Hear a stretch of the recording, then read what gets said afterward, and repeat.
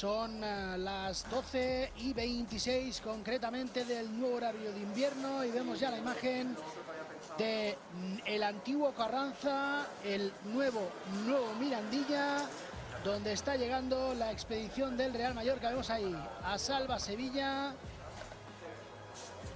vemos ahí también a Joan Sastre, llega también a Matt, saludando Manolo Reina a los andaluces que se han acercado a la puerta, a la bocana de entrada de equipo visitante.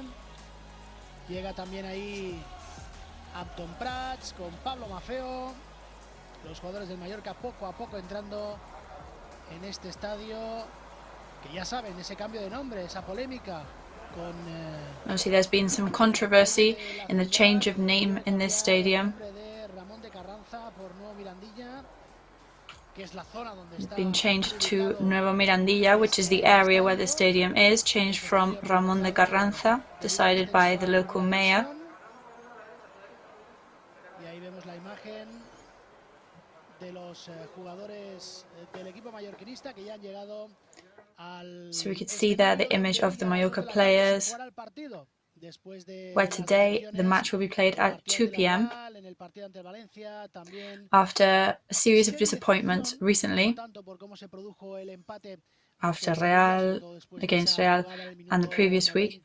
Not so much of a disappointment against Seville last weekend, but still a very strange match with all that tension there right at the end, and then in the end the disallowed goal from the Seville team. But today is definitely a very important match for us. It is true that CÁDIZ team is not living its best moments. They've been losing very frequently recently too.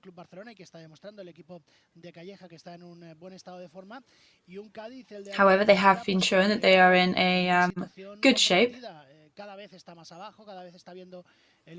But they keep seeing themselves lower and lower on the leader table, on the league table.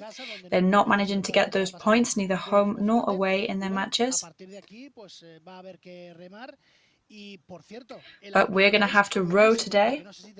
But there's an amazing atmosphere there. I'm not sure if we can have some images of the Mallorca players coming out of the hotel in Cádiz, with many Mallorca fans there ready to receive them. You can see Jordi and Bola there at the front,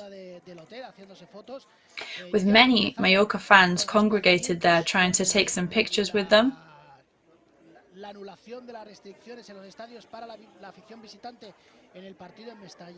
For the away fans, in this case, obviously, it's much better now that the restrictions have started to loosen up.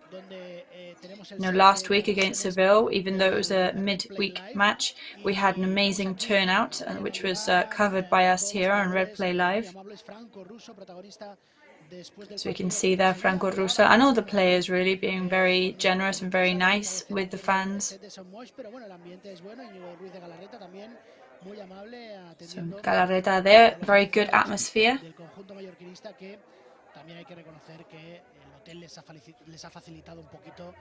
la entrada, porque si se tratara, y yo que tengo experiencia con el Fútbol Club Barcelona, si se tratara del Barça, les aseguro que eso no se podría producir. Obviously, coming from my own experience, we imagine that the hotel has done some allowance there for the fans, because I can assure you that if that was Football Club Barcelona, it would have not been the same kind of reception. But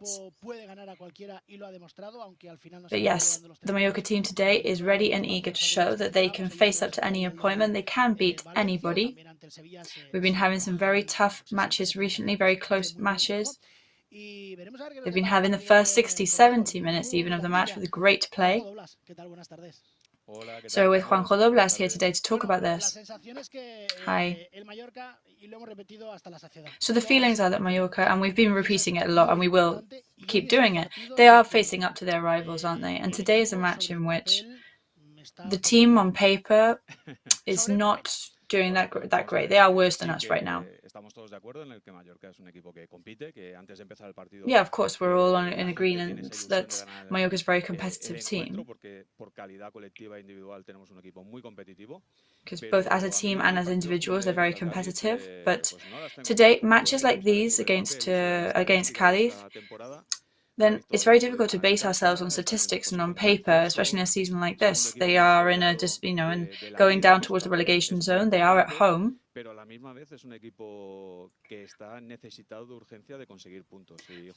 at the same time, it's a team that desperately need points. And I've played in this stadium, and they have a fan base that is extremely supportive. And the teams that have beaten CÁDIZ until now, it could be a false reality. It might have been a very tough battle for them too. They lost 2-0 to Alaves, but Alaves did get their winning goal in the 90th minute. So maybe it's not going to be that easy. However, yes, the Mallorca team is showing that they are on a very high level of competitiveness this season. Depending on, sometimes the results don't show exactly what we want them to show, but they are demonstrating a high level of competitiveness. And as Luis García Plaza is always saying, we've just come up from the second tier league, so now we're playing against some of the best teams in Europe who play in international tournaments, international leagues, and we are battling to stay up at the top. So we've got Madrid, Atletico Madrid, Barca, and there's all these teams that are very strong. Seville is also very strong this year. Osasuna is very strong. But Mallorca is facing up to that. And we can't lose that attitude. So hopefully today, up against a team which, on paper, it's not like Luis García Plaza said, it's not like Seville, who brought on all their big guys and all their big guns, especially when they were making all those changes, like RCD or Delaney and things like that, which can just completely flip a match on its head. I mean, today, obviously, we're up against CÁDIZ, who they do have a good lineup of 11 players, good experienced players. They have players that have been in Barca, that have been in Girona. But however, on paper, the team does seem inferior. So that could be also very difficult to manage. Yes, Mallorca has a lineup, even more than the 11 that end up starting the match on the pitch, that are very competitive, very good, very resilient and very resourceful players. We've been unlucky on the point of grasping those results.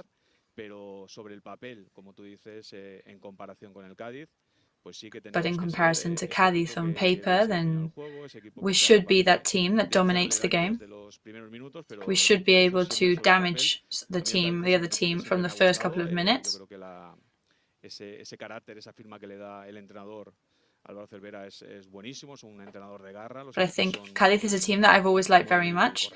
The coach puts his signature spin onto the team's performance as well. And also they're playing at home, which always plays to everybody's favour. So we'll see how the match goes today, but Mallorca is going to be kept on their toes for sure.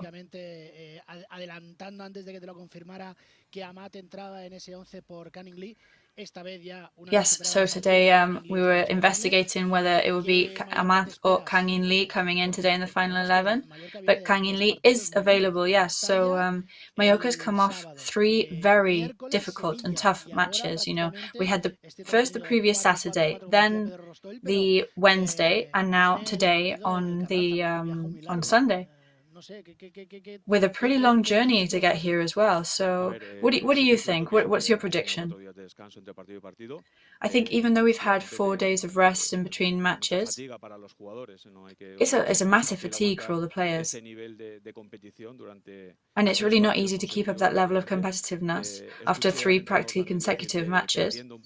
I heard the coach saying that depending on the climate that there was here as well, that maybe he would use 3 changes in the starting 11.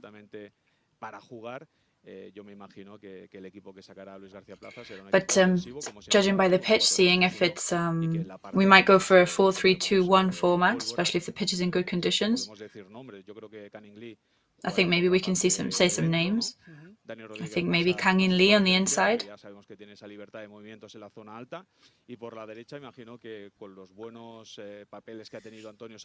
Maybe on the right-hand side we'll have Antonio Sanchez, especially with his good performance in the last couple of matches. And up top as well, probably Ángel, who was very, very good in the last match. Not even only towards the goal, where he worked his opportunities, but also assisting and also helping the other players to come in and get their shots as well. So it's always very important to know where we've come from, to know where we're going to. So yes, we've come from the match against Seville, which was here last Wednesday at 7 p.m. There's some images here from that match there. It was a very good match. It was a Mallorca that faced up to a Seville that was making some very clever, very good changes.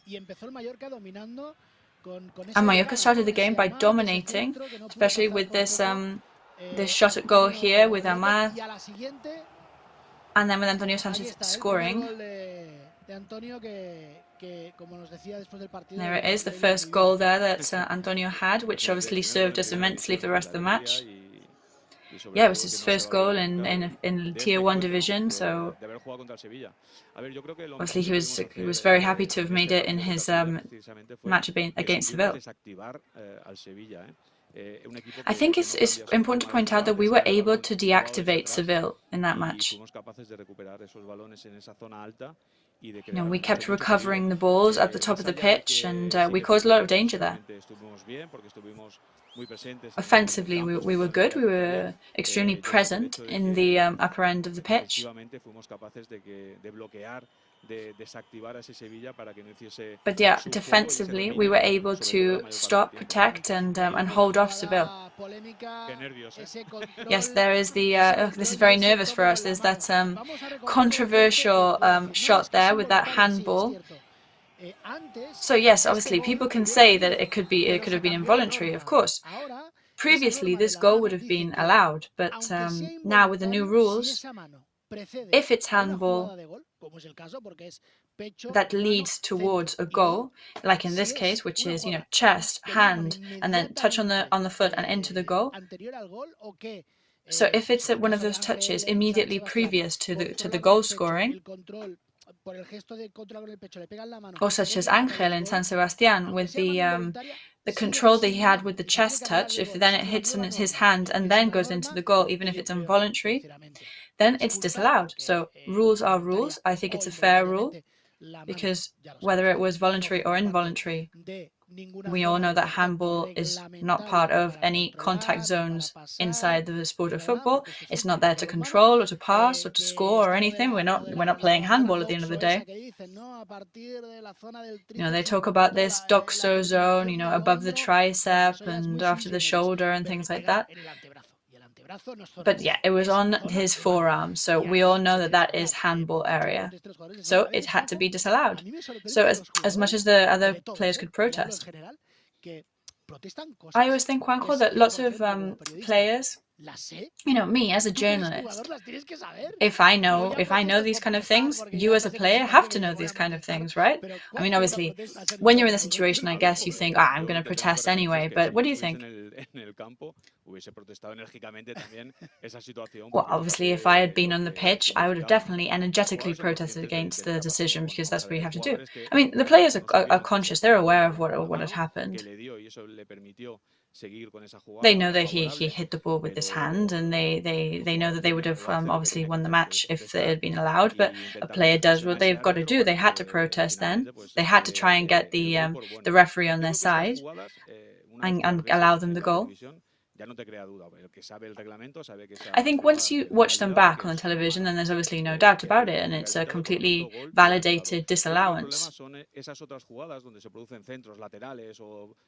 I think the problem are the other kinds of plays where there's like central movements or on the wings, and if a player stops a ball with the handball and you don't know if that was his natural position or not. But the play was stopped by that touch. I think that's where confusion comes in for people in those kind of decisions, where you sometimes agree with the referee, sometimes the referee will actually blow a penalty even, and you don't know whether that was by accident. But then that's a bit more confusing. I think that's what makes people angry, because but yes, obviously sometimes the bar is extremely useful, like it was in this case for us.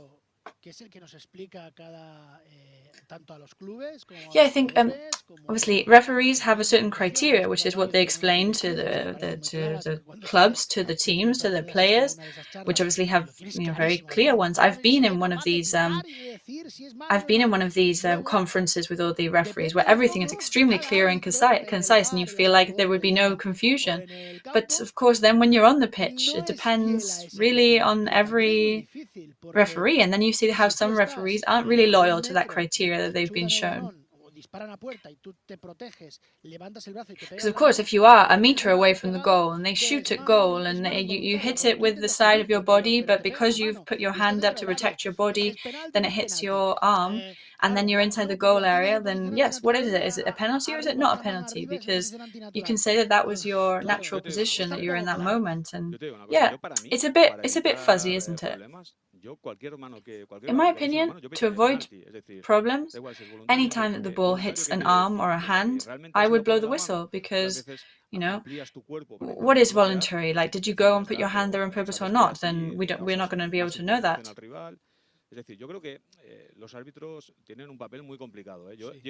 I think referees have a very complicated role. I think for that referee there at that point where he was looking at the screen with so much tension, all those players shouting around him, I wouldn't have liked to be in his position, Yes, but as Luis García Plaza has been saying, even before the referee had decided, they've got their analyst up there, and he was cheering at him, and he was, saying it was definitely handball, so it's definitely going to be disallowed. So I've realized something. Normally, when a referee makes the screen motion with his fingers, that means that it's probably going to be disallowed. Very few referees go to the bar and then validate the play.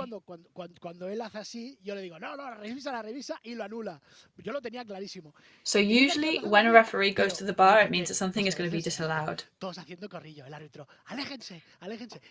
yeah, that situation was very tense, with the referee telling the players to please move away, somebody cheering, other ones watching the screen.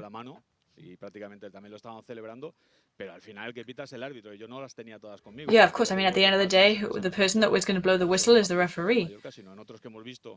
There's been some controversial decisions of not even just Mallorca matches. There's ones that we've seen on TV, and we don't really see a good explanation for what the referee has blown on his whistle. But so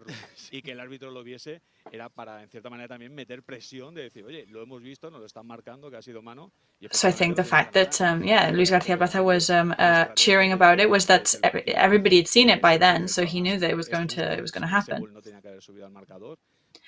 But yes, of course, that goal should not have been put on the scoreboard. It was not a valid goal, and it was obviously this. But the controversy surrounding the bar is not going anywhere. I think it's even got bigger recently.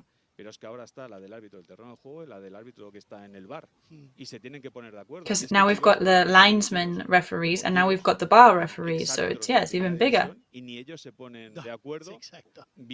But you can see conversations between, top tier referees, and they can't even agree on what they can see in the images, so it's very complicated.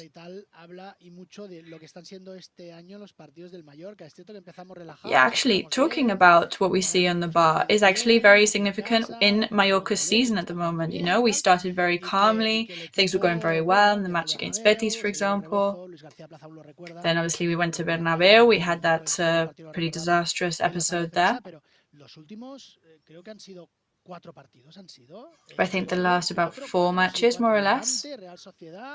Levante, Real Sociedad, Valencia and Seville. They've been, worthy of a heart attack, they've been extremely tense. And same as Luis García Plaza said, and what the rest that they have ahead of them. Yeah, he said that on the leg that we are at the moment, we really do have extremely tense. Like, it doesn't seem like it's the sporting moment that we're in at the moment, But if you look at those results, you can see how you really can't let your guard down until the final whistle is blown. Sometimes when there are a couple of minutes left to end the match, maybe the players, they start trying to avoid a last sprint. Or maybe you don't close off other players as much as you should. And we're starting to realize that we can't be like that.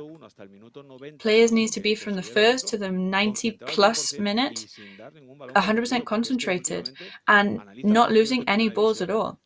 Because when you analyze top-tier matches, you realize that in the last minutes, some of the teams are really letting those minutes slip through their fingers. So the team cannot let their guard down and let their concentration slip. Because then those are the points that we need, and then we'll be crying over them. Well, like Luis García Plaza said, if Valencia had, if we had won against Valencia, if we had drawn against Real, which we were until the last couple of minutes, and Seville is a bit of a different story. Because if Seville scores in the 90th minute after all those fantastic changes they made, because we'd been dominating up until then there was that counter-attack from Ferninho, and he lost the ball. And then they had that amazing, spectacular goal there. And then Seville did start to dominate after that. But if Mallorca had those 4 points that they are kind of missing, shall we say, we would be in an extremely good position right now on the board. So again, quoting what some people have said, we're not doing that badly, right? Yeah, when I look at the position that we're on the leaderboard and the people that we have behind us, actually, I think we should be very happy. I think every club member, every player, every fan wants to be as high up as possible as we can on the board, but that's something we're up against very complicated rivals. Everybody would have kind of signed for that draw against Valencia, but I guess every defeat is a lesson learned. It's very difficult to play against tough rivals and get some points. That's the way it is. So to get 1 point against Valencia in Valencia is not even that bad. To get that point against Seville, that is, that's a great achievement. Should we have made more of the occasions, such as when Angel hit the post? Yes, but it was a very complicated thing to do at that moment in time. They were a very high-quality team. Like Luis García Plaza was saying, they bring out 3, totem poles, 3 big guys in the team, and you can't do much about it. Well, yes, like Luis García Plaza was saying, he brought out a team, and then they told him that he had 9 starting players that were in tier 2 teams division last year. Yeah, there you get a kind of perspective shift, don't you? Where we've come from, where we're going. It's like I want my team to be as high up as possible, but it's our first year in tier 1, top tier. We need to be aware of where we are. And also, give some value and validate the points that we've managed to get until now. There are no teams that have come here against us and got the 3 points without sweating and suffering and giving it their all. So we have to try and get the points in any stadium we are. But obviously we need to trust our players, and the fan base needs to give us as much support as we can. Yes, and we can see that there with those fans waiting in their hotel to give them support and to take them pictures with them. So obviously we're here today in San Moix, and we've got the people in Cádiz about 1,000 kilometers away from here. Just giving both physical and moral support from the Nuevo Mirandilla Stadium. So we are awaiting the starting 11 from Luis García Plaza today, and also awaiting the interview from the flash area from Dani Barjacoa with the second coach Pedro Rostoy. So we're going to go to a little ad break at the moment, and we'll be back with you very shortly. És el meu cor malferit que demana acció. Un amor sense barreres davant meu ha cobrat vida. Ja aviam què passa, ja aviam què passa. No sé què passa, ni per què passa, però sempre em passa.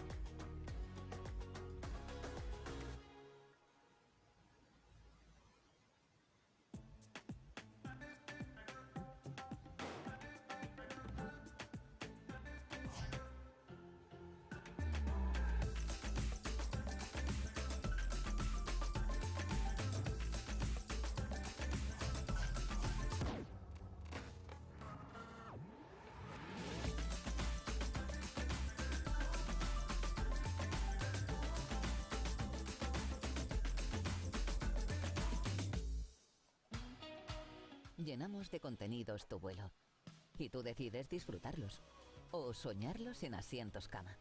Te damos acceso directo al pasillo y tú decides máxima privacidad y confort.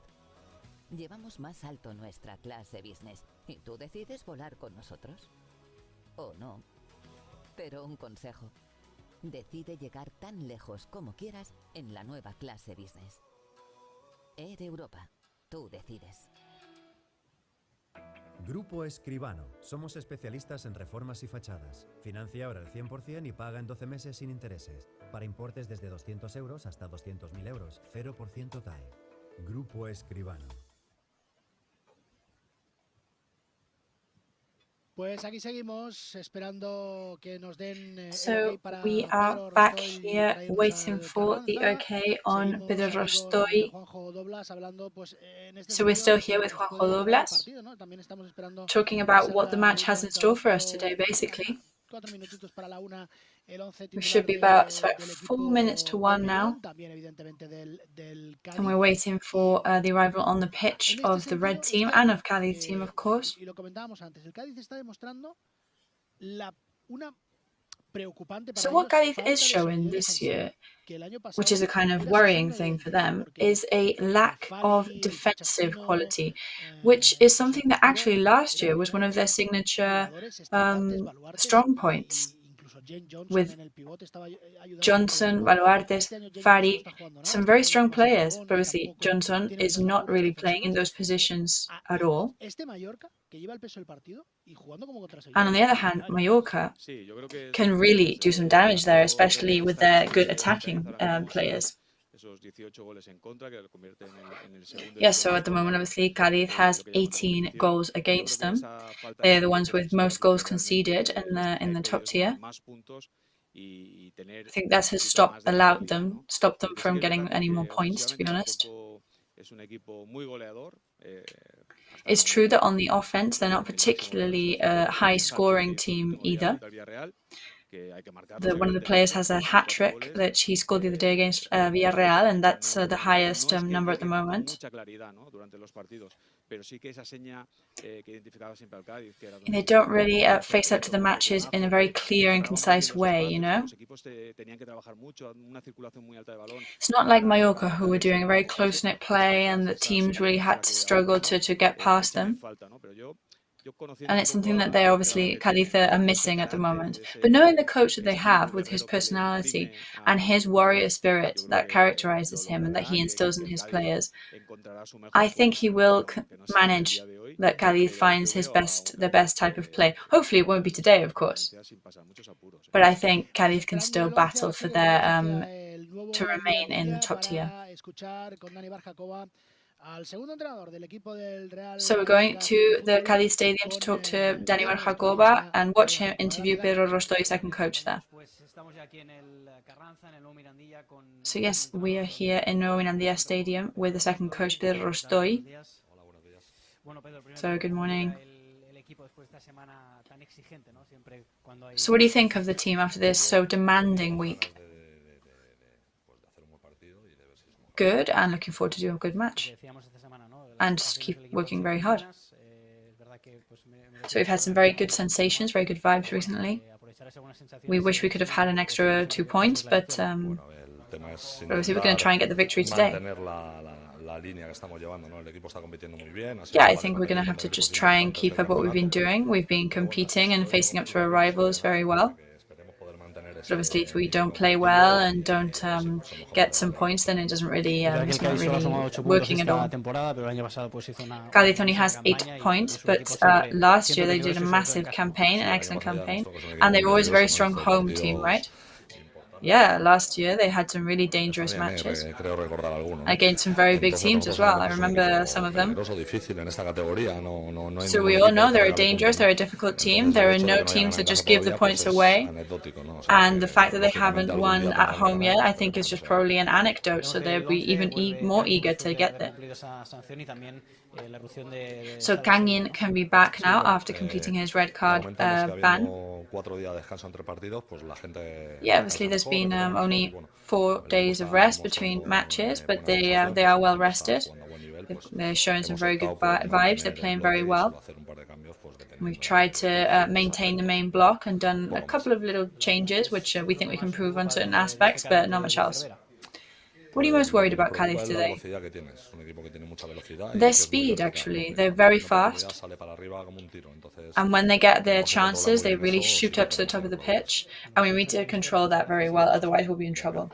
So thank you very much. So Pedro Rostoy's words there in the flash area here in Nuevo Mirandilla Stadium in Cádiz.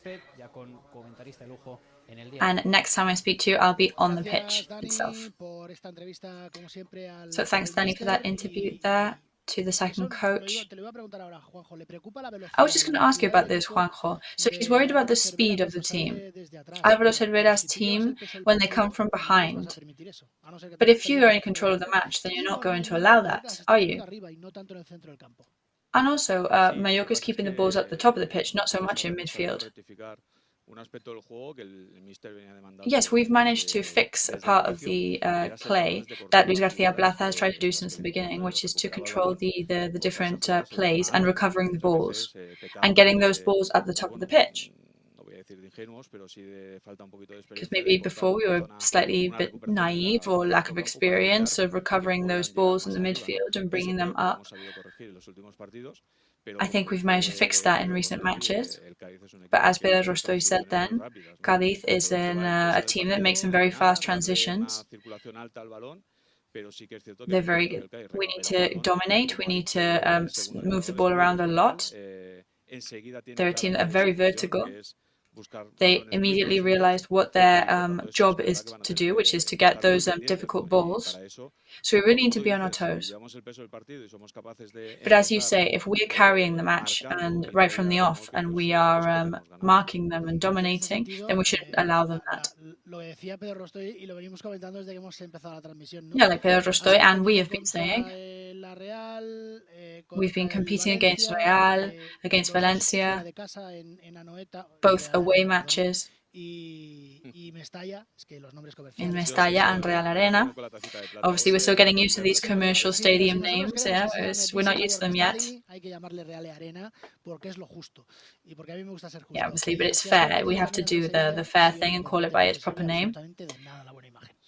And obviously, if you against Seville as well, because if you don't compete, then you don't get anything. Yeah, I think that's the coach's main worry when they are up against a quality team.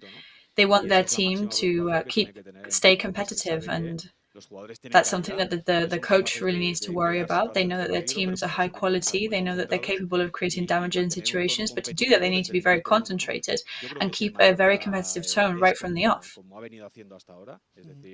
I think if Mallorca does what they have been doing until now, you know, not giving up on any balls, if they're working together in defense and they manage to take advantage of any chances they get, then I think that we can get the points. But to do that, we need to be extremely concentrated, and we need to be throughout the whole 90 minutes plus extra time. I mean, I don't want to be hard on the team, but not beating Cádiz today, I think maybe that would affect the team's morale, because they've been so close to winning against, and even got some points against some really high-up teams or even historic teams that are supposed to be right up on the leaderboard, such as Valencia, who should be up at the top of the leaderboard, but at the moment isn't. But, you know, Cádiz is further down. It's, you know, kind of on your league, you know, for want of a better word. So I think that would probably actually be more annoying to lose against Cádiz today than losing against Real in the 95th minute. I mean, matches can go all sorts of ways.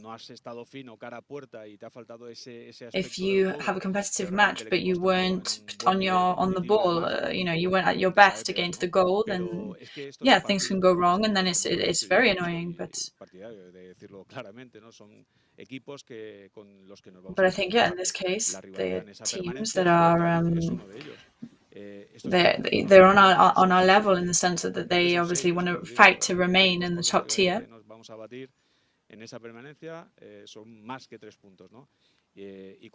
So it's about more than 3 points then when we're battling against people that we are battling to maintain in the top tier against. But as I've said before, if Mallorca keeps up the level of play that we've been seeing in the last couple of weeks, and they can improve slightly that scoring efficiency, then we don't need to worry, and we shouldn't be, worrying so much, our hearts coming out of our chest until the 90-plus minute. But obviously it's very difficult because rivals get more complicated all the time. The league, La Liga, demonstrates to you that you can't let your guard down until the 90-plus minute. But if we keep a high level of domination like we did against Seville in the first half and take advantage of those scoring opportunities, then I think that's what we need to focus on today. Yes, we need to keep up that competitive level, because if we go from the first leg to the 38th leg, every point counts. Doesn't matter if you're playing the highest position team or the lowest position team. You have to have about, 40 points to kind of be comfortable without worrying about being relegated. And I don't know how that's going to go this year. Obviously, there's so many at the moment. There's little teams beating the big teams. There are some big teams that aren't doing as well as they're expected to. But we are starting to see a class system on the league table, right? The ones that are on the bottom haven't won for ages. In the middle, there's teams such as Mallorca and even Barça this year who are sometimes winning, sometimes losing, and then the ones at the top are usually winning their matches. However, there have been some surprises, such as Real against CÁDIZ, in which they lost 1-3, actually, 20 minutes away from the end of the match. So we're going to go back to CÁDIZ Stadium now, and we've got Dani Barjacoa on the pitch to tell us about the starting 11 and to talk to their luxury guest commentator today.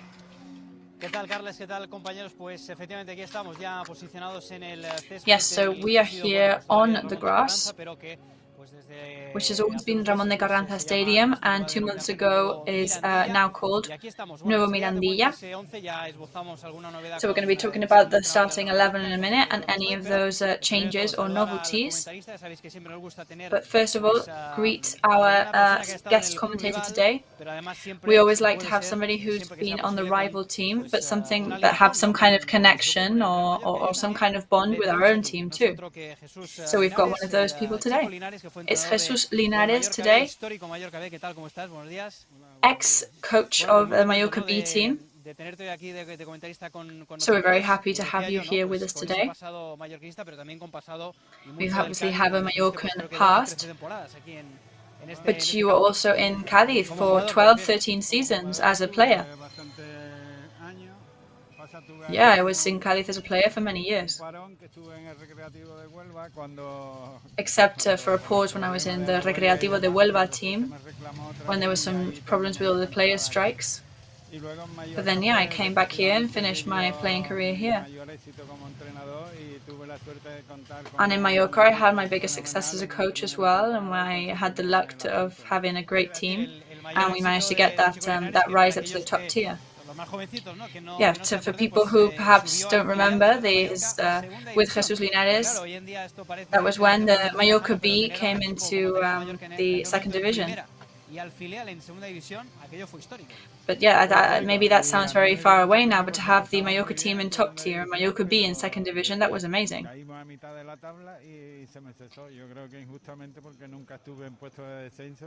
Yeah, I think it was amazing, but then obviously in the middle of the season we kind of dropped a couple of positions down, and that was very sad for us as well. I'd lost a lot of players from my first phase as a coach there.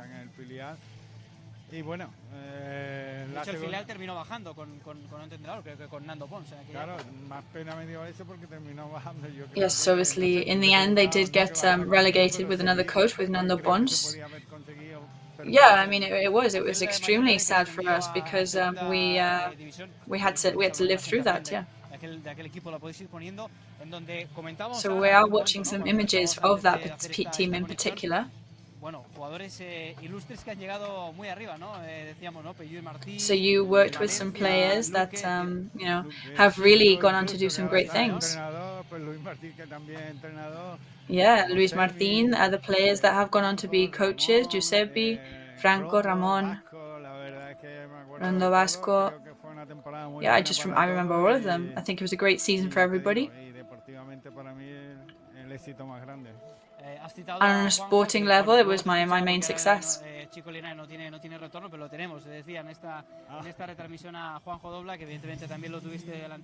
So obviously we were talking to Juanjo Doblas on the other line as well, who you also coached him in that era as well.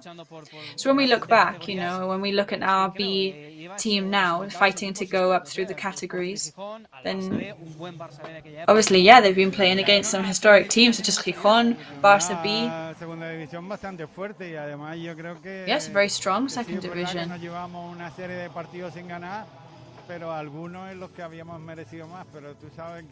I think there were some matches in which we deserved some more. But you know that when when something starts going wrong, then everything starts going wrong. You know, and we ended up losing some matches where we deserved some more. Yeah, but you witnessed a lot of goals from Mallorca B. It was a very good team on the offensive, but then that we were also scored against a lot as well. And then it didn't really go the way we had hoped. But so now let's center ourselves on the present. We've got Mallorca versus Cádiz today, top tier. Second season, you know, Mallorca back in top tier. Second season in top tier for Cádiz. So what do you think?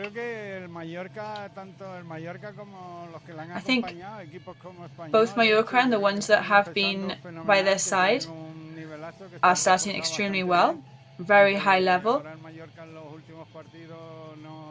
See now Mallorca hasn't been able to get those points in the last couple of matches. And they do kind of need a victory now, looking at the tables. Obviously we're just going to turn towards the camera because obviously everybody wants to see you head on, not from the side. So we're going to go through Mallorca's starting 11.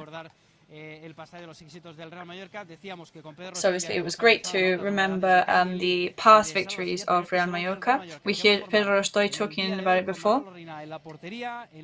Con Manolo Reina in the goal, defense Brian Olivan, Franco Russo and Martín Valgent in the center, and Maffeo on the right wing. Center of Baba with Dani Rodríguez and Salva Sevilla there. And on the offense, we've got for strikers today Kang In Lee, coming back after his red card, Amatin Diaye, and Ángel Rodríguez there in the middle of the strikers. So what do you think? So I don't really know a lot of the players, to be honest, but I think I'm happy for Salva Sevilla to play. I think he's a great player, and I'm happy for him. And I think looking at the pitch today, he's going to be very good. So we're going to go through Cádiz starting 11 as well, with Ledesma in goal.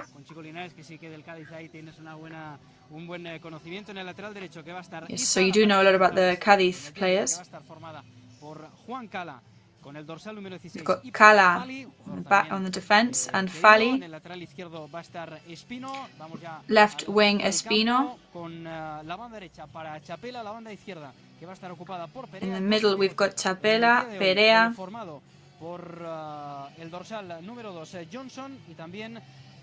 So we've got Johnson as well. And Alex Fernandez. And then on the strikers today, we've got Sobrino and Lozano. So two very good strikers there with Negredo and Osmajic on the bench. Yeah, we've got very good players. Perea is a very offensive player.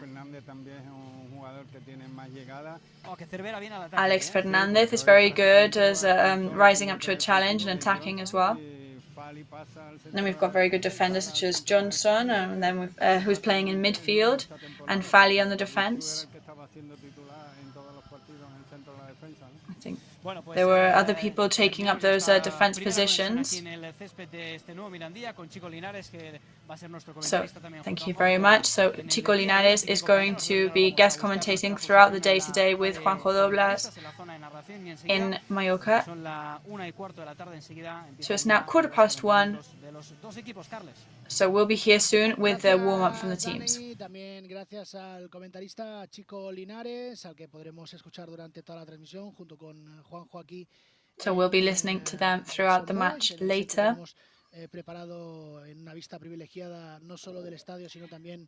So, and also you'll be joined by me and Juanjo, who are here in this lovely commentating box that we have in the Visit Mallorca Stadium, one where we can see a bit of the mountains behind us, a bit of the sea even. We can see a bit of the city. So we're going to go to the second ad break, and then we'll be able to analyze in a more calm way the starting 11. And hear not only from Luis García Plaza, but also from Álvaro Cervera. So we'll see you soon.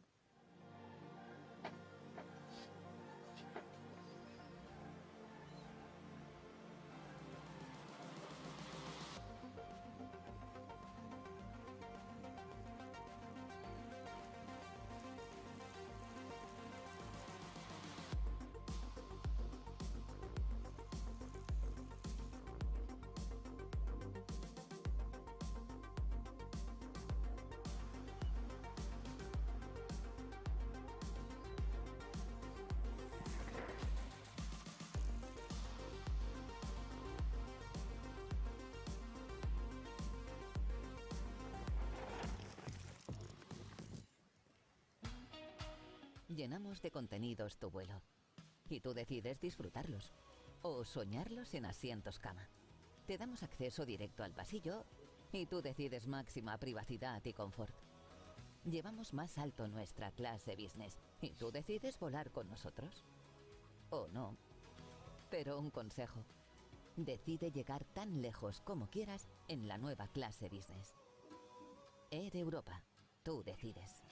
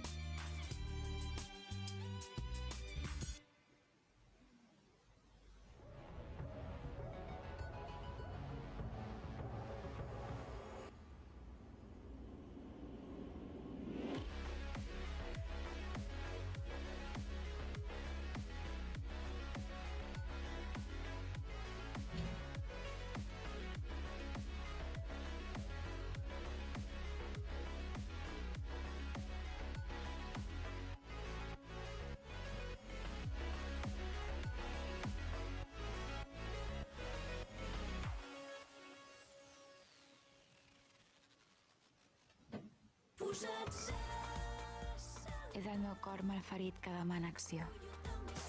Un amor sense barreres davant meu ha cobrat vida. Ja aviam què passa, ja aviam què passa. No sé què passa, ni per què passa, però sempre em passa. Grupo Escribano. Somos especialistas en reformas y fachadas. Financia ahora el 100% y paga en 12 meses sin intereses. Para importes desde 200 euros hasta 200.000 euros. 0% TAE. Grupo Escribano.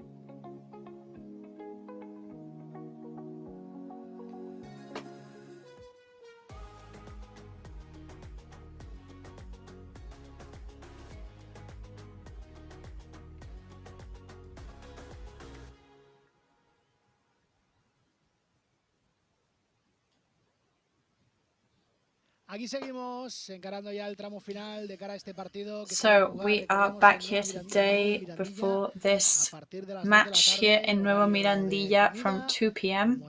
at lunchtime here on this Sunday. Similar to the Valencia match, which started very well, didn't end very well. We can hear some images here, live images of the match, which has been newly refurbished. Those cement stands that the old stadium had seem years away now, seem light years away. So this was obviously refurbished for when CÁDIZ managed to go back to the top tier to have a bit more of a polished look, fitting to the level of the team. So obviously we know it's a modern stadium, it's functional, it's practical, it's still in the middle of the city as well. It's not a stadium like Somos, which is visible to everybody in an open space. This one is kind of like Villarreal's, which is in the middle of the city. Which shows that it looks great, it looks amazing. So I mean, it was something that we'd love to have in a lot of other stadiums, right? Yeah, I was lucky enough to play in that stadium around the end of the 90s. When I was in Córdoba, I played there. It definitely didn't look like it does now.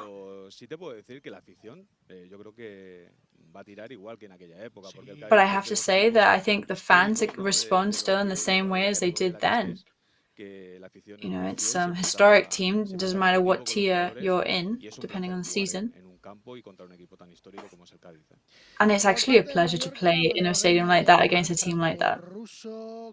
So going over the starting 11 that Danny mentioned earlier.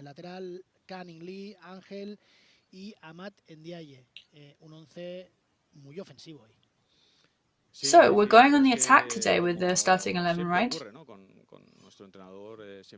Yeah, like always, you know, Luis García Plaza always brings out a very offensive team. One that it looks like they want to get those 3 points.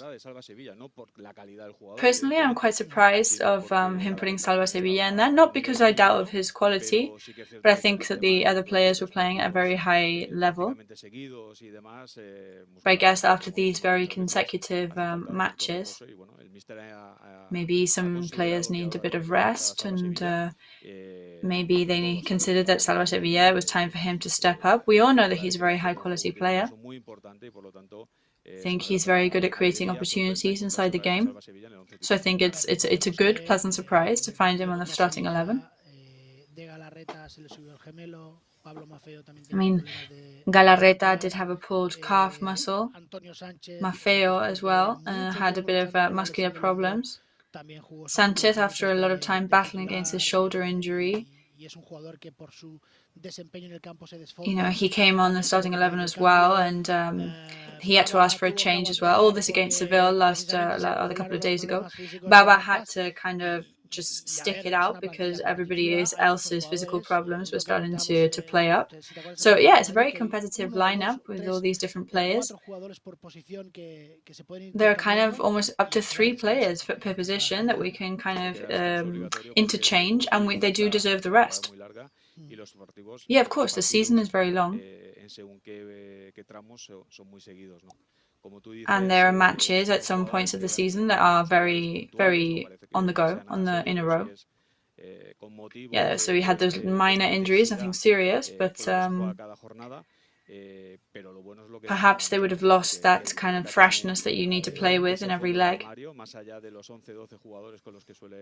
But yeah, Mallorca luckily has that battery of players, more than the starting 11. So there's 2 or 3 possible players per position, which gives you a massive guarantee of quality playing. So as we were saying, you know, the starting 11 have a couple of different players, but that doesn't mean that they're going to lower the competitive level. And especially having Canning back today with us after his red card in Mestalla, we hope he's going to be back to his best level and do some damage. Yes, so we're seeing some images of the Mallorcan team warming up now on the pitch. We can see Canning there. He's doing some possession exercises. There's Pablo Maffeo there, smiling on the wing. He's a player who's had seasons in several teams, even in France at one point.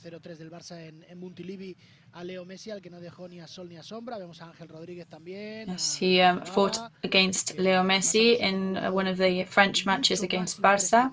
We can also see Baba there, who keeps becoming more and more important for the team, and he seems to shine a lot more in top tier than he did in second division. What do you think about that?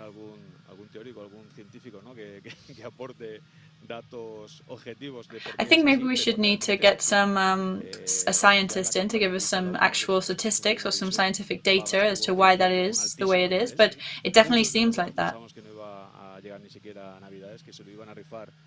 We thought that perhaps he wasn't even going to stay with us until Christmas time because there were going to be some big teams snapping him up because of the weight he carries inside the starting 11.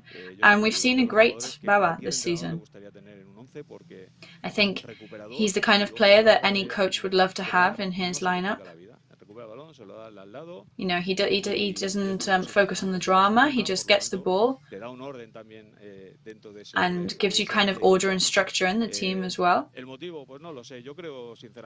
Why that is, I don't really know. I think, to be honest, Mallorca in second division was very offensive, and they were managing to dominate and create some goal scoring opportunities.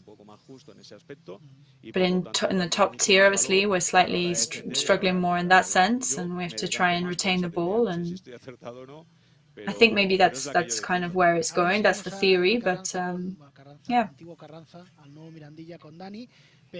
So we'll be going to talk to Dani in Nuevo Mirandilla soon. But talking about this kind of, thinking about where and anticipating where the ball is going to go, it reminds me a lot of Busquets. So he always knows where to be to recover that ball, which is very important for a team like Mallorca. Yes, it's extremely important. We have good attacking players, which even though we start with the 4-3-2-1, we've got second line players that are very anarchic. They're very they give a lot of freedom to the team because they know how to move around the offensive area. It's very interesting to have more positional players that can offer some defensive help in certain situations. And I think Baba has become that player, and he's fundamental for the team's success. Obviously, that wears you out physically. So we hope that can be managed, because to have Baba on this physical level throughout the whole season will be fantastic. But yes, at the moment he's an asset to the starting 11. So at the end of this year, beginning of next year, obviously the Copa begins.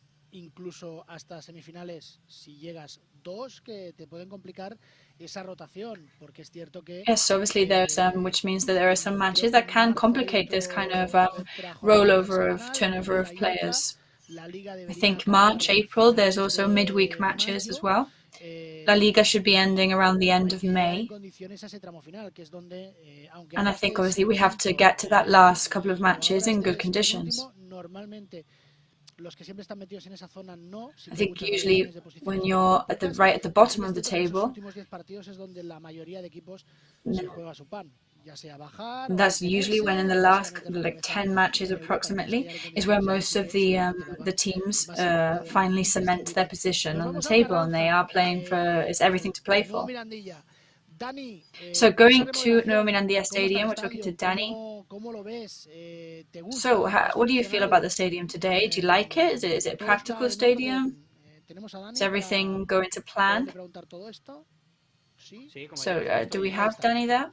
Yes, I'm here. ¿Qué tal? Pues sí, la verdad es que muy bien, ¿no? Creo que sí que nos lo puede decir más mejor. Yeah, it does look really good. I mean, our guest commentator will be able to say that, tell us that a lot better, because he played here many times. A mí me gusta, ha quedado aquí bonito. So I really like it. I think it looks really good. Yeah, it's a great stadium.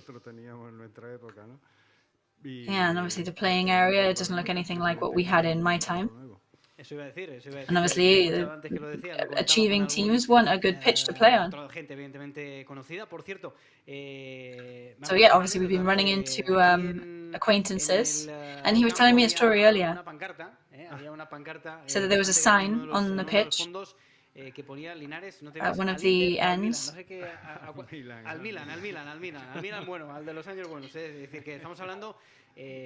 saying, Linares, please don't go to Milan. So obviously that just shows that, you know, this guest commentator we have with us today, that apart from playing in Mallorca, being a coach in Mallorca, you are the second player in the history of the Cádiz Football Club that had the most caps.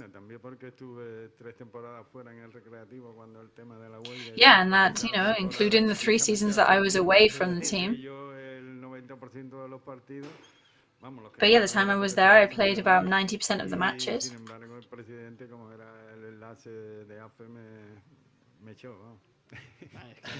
But yes, even though I wasn't really on the president's good side, and he ended up kicking me out. So if you like, you can also say hi to Juanjo Dobla, who's there in the Mallorca stadium for us. Yeah, so Juanjo was part of my lovely time in Mallorca.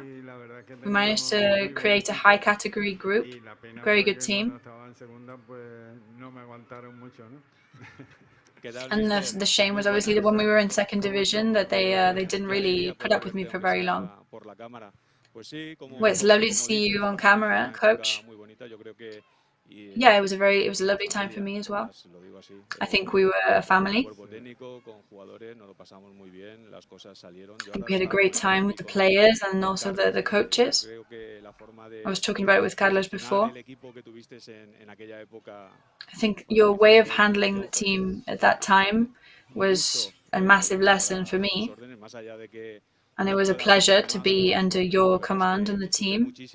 You know, it doesn't matter if you played more or less. I really enjoyed that season, and we would have loved to enjoy your coaching skills in Mallorca for much longer. So because apart from a great coach, you're a great person as well, and we really enjoyed having you. Well, thank you very much, Juanjo. And as I've been saying to your colleague, for me, in a sporting sense, it was one of the best things that ever happened to me to get that to go up to the first bit of top tier with the team. Yes, Danny, you're so lucky to be there with him today. Yes, of course. I mean, I always say to you, Juanjo, you've got to come over to the away matches, but you're such a busy man that you can never manage it. But we should do a good trip soon in the next couple of legs. Oh, and Carlos there, I know you're getting jealous, Carlos, but somebody's got to stay behind and cover it from Mallorca. Oh yeah, don't worry about it. This is me, Carlos. I traveled enough, don't worry.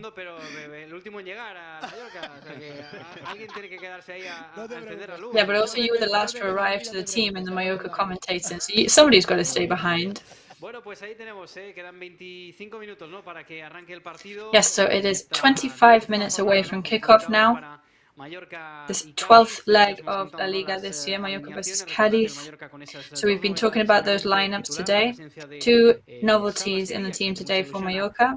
One of them, Salva Sevilla, which obviously was exciting for our guest commentator Chico Linares too.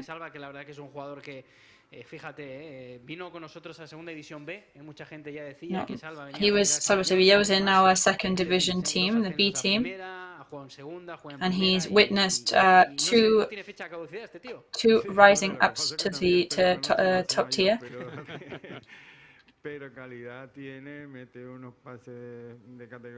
I think he's a very high quality player. He really does some top level passes.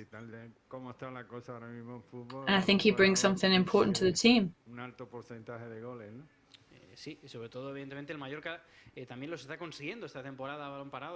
Yes, so Mallorca is really getting those shots at goal at the moment.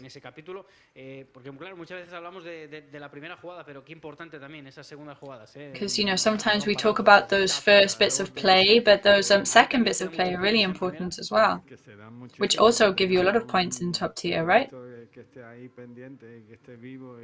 Yeah, you have to be smart and you have to be watching all the time.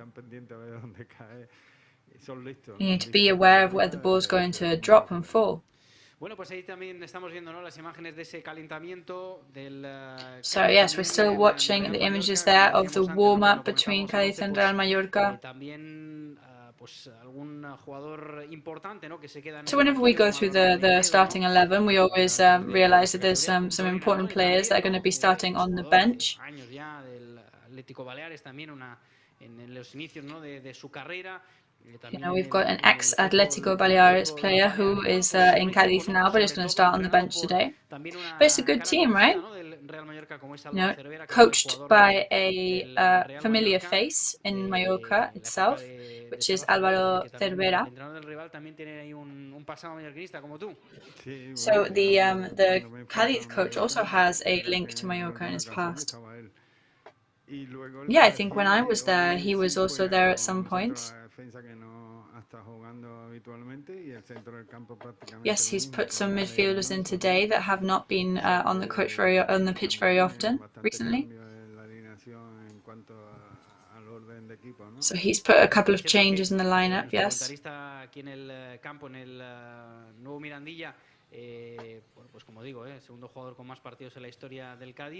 Yes, so as I said, our guest commentator today is the second player in Cádiz history to have the most caps, but in Mallorca, you could have also been a Real Mallorca player.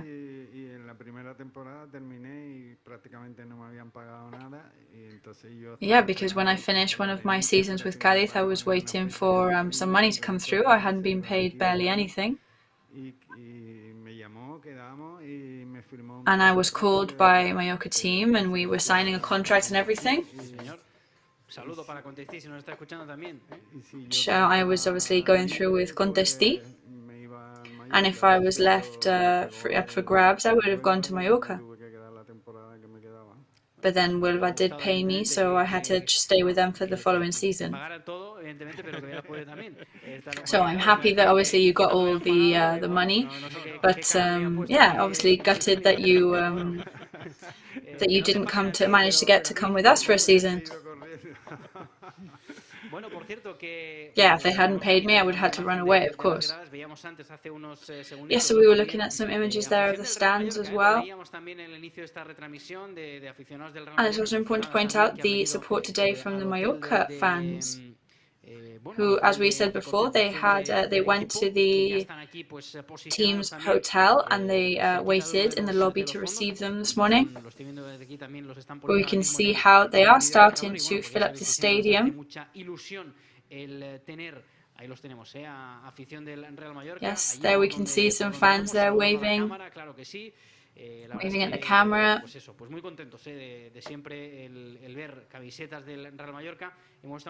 So obviously we're very happy always to see some Mallorca shirts, especially when it's away. We've had a pandemic in the middle. It was very sad to not be able to have the fans in the stadium, but it's very nice to see now. You know, the head of communication, Albert Salas of Mallorca, he really wanted to ask you a question. He's just reminded me now. We've got Chando as a delegate here in the club, who is also a coach for you.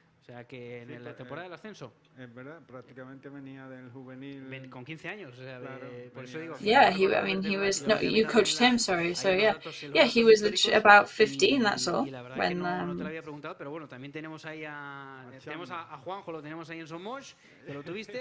So yeah, we've got Juanjo in the stadium, and we've got Chando on the bench there, so we brought them both for you today to the match. Yeah, and I saw Chisco Muñoz as well the other day, who was guest commentating here recently with us.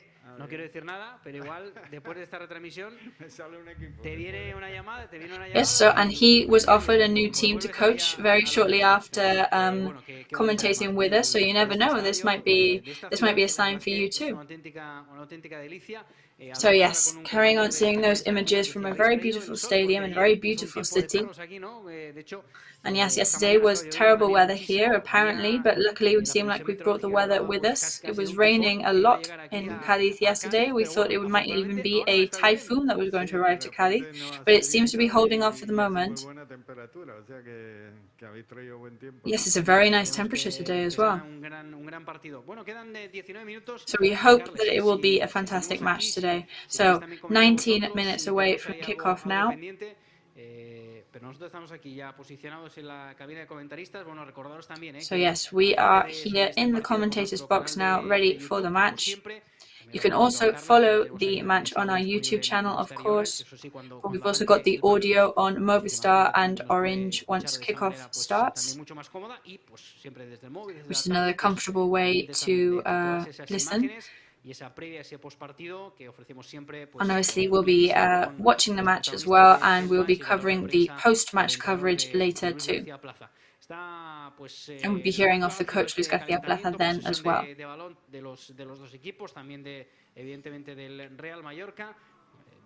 So we can see both teams here practicing some possession work on the pitch. You can see Baba Olivan there.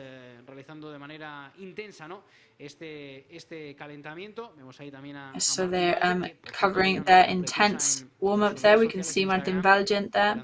I've seen a great picture on his social media, who has he's recently had a son,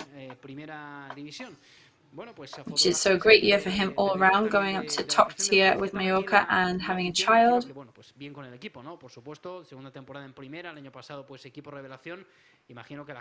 Yeah, so last year Cádiz was like the star revelation of the La Liga, and they went up, so people here must be happy, right? Yeah, I mean, people are starting to complain now about the coach, and but at the same time there are a lot of defenders and supporters of Cervera, the coach. So luckily, I think he's a coach that is supported by much of the fan base. Yes, he's an important man. He's an important coach. So we are going back to the Visit Mallorca Stadium now, as we carry on seeing these images of the warm-up.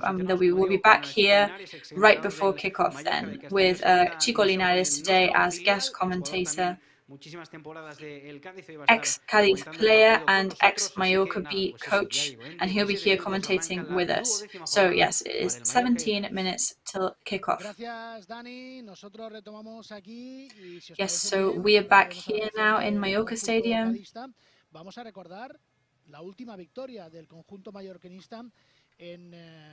So we will be remembering Mallorca's last victory on Andalusian territory. It's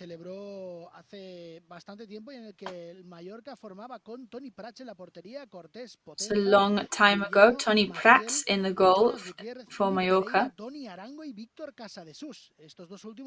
got Casadesus, Arango, Pereira. Those were the scorers of the match. There was a shot there, a goal, which was saved by Prats with a fist.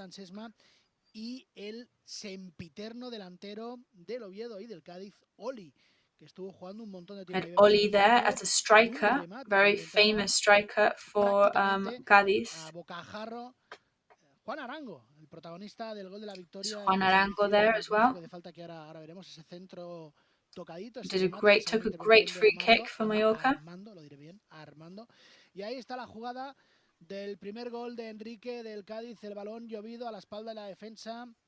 There was that was the first goal there for Cádiz by Enrique. Yeah, so he basically had a completely available goal there for him. Toni Prats having ran out of the goal area, but very effective. I thought it was a left foot goal, but no, I can see that he moved his body to be able to do a right foot goal. Yes, the pass is fantastic as well. And it is true that he seemed to catch Toni Prats off guard then. That was the 8th minute of the match. It was Hector Cooper there. It was a tough time for the Mallorca team. Everybody was saying that they were going down, they were going to be relegated. There was but they ended up holding off in top tier. You can see the goal there from CÁDIZ and that celebratory dance that he would always do.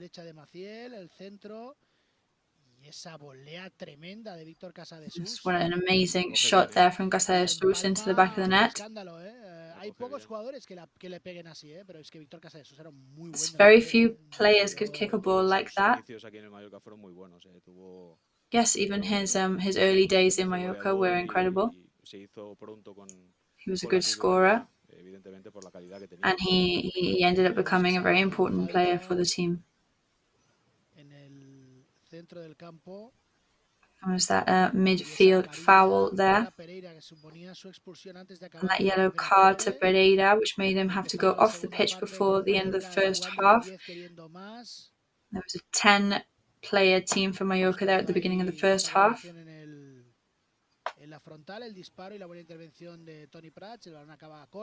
Good intervention there from Mallorca goalkeeper Toni Prats from that shot. There's Oli, look. I think Oli actually played at professional level till 40 years old, and he retired on his own terms. Yes, there was that free kick taken by Arango there from 35 meters away from the goal. What a player. Like Armando, the goalkeeper for Cádiz, couldn't do anything there at all. The ball kind of has an amazing curve on it as well. That was in the 82nd minute.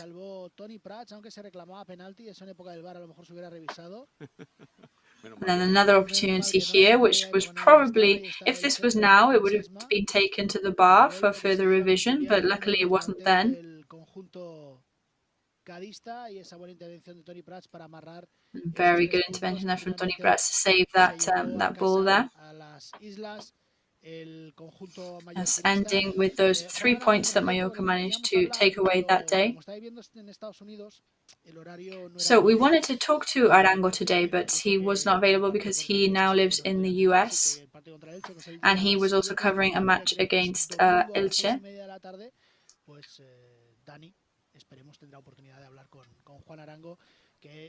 But hopefully we will have a chance to talk to him next week in the match against Elche.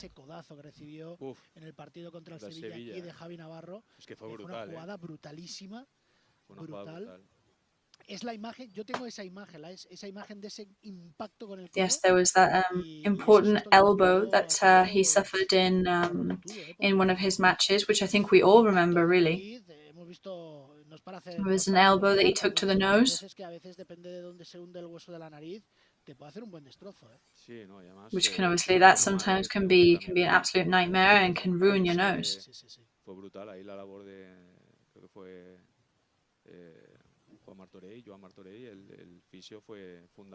Yeah, I remember the intervention of Juan Martorell, the physiotherapist, being important. But at the end of the day, we know that those things can happen in football. Yeah, I don't think you can get midfielders like that anymore, really, can you? I remember Diego with his hair in the 90s. Rocha in Real Madrid. Javi Navarro.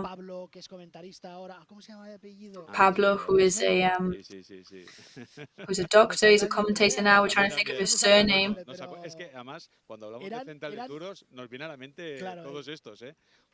Yes, but obviously when you think about strong midfielders, all of these spring to mind.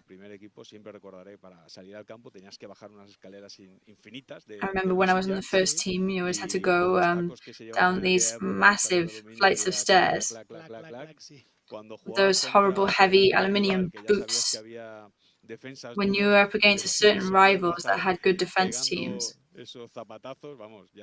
You could hear them going down, clunking down the stairs with those heavy shoes, and that did put the fear into you. Yeah, when I talked to some ex-players, You know, and they talk about these light touches on the board, on the ball. There were some defense players and some midfielders that used to have shins like tree trunks in the sense that they had to be so strong and so tough. Sí, o pasaba el balón o pasaba el jugador, pero las dos cosas no. Aquella época también Yeah. tenía. There were some times where either the player would go through or the ball would go through, but not both. Ni el pecho tampoco. Yo tuve de compañero a Mino. I had Mino here as a colleague when I was a player. El físico que tenía, el melenón que tenía. Just the hair and the physique he had was amazing. When you saw him going down those steps, you'd think, wow. Y luego había centrales de mucha calidad como Michelangelo. And then there were other very good midfielders like Nadal, En toda la columna vertebral, porque lo he visto jugar desde media punta, interior, who could play any position on the pitch. Basically, I've seen him play everything. And he was very good both in Mallorca and in Barca. Other players like Bango as well. Those typical, you know, 1.90 tall midfielders, which are very strong. And yeah, I mean, football has changed a lot, of course, but not only in those positions, you know, midfielders and defense, even just goalkeepers. You see goalkeeping conferences now, and they're so focused on stopping, not only with their hands, but also with their feet as well, of course. It's so important to stop balls with the feet right now.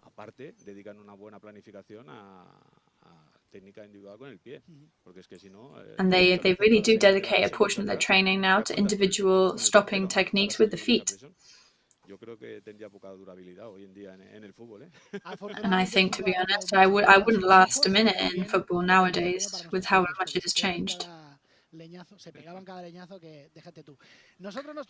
Yeah, so that used to be a feast for the eyes and the ears with all their knocks that they used to do between the players. But yes, we're just about to give all the protagonism over to Dani and Jesus Linares, but we'll be right back.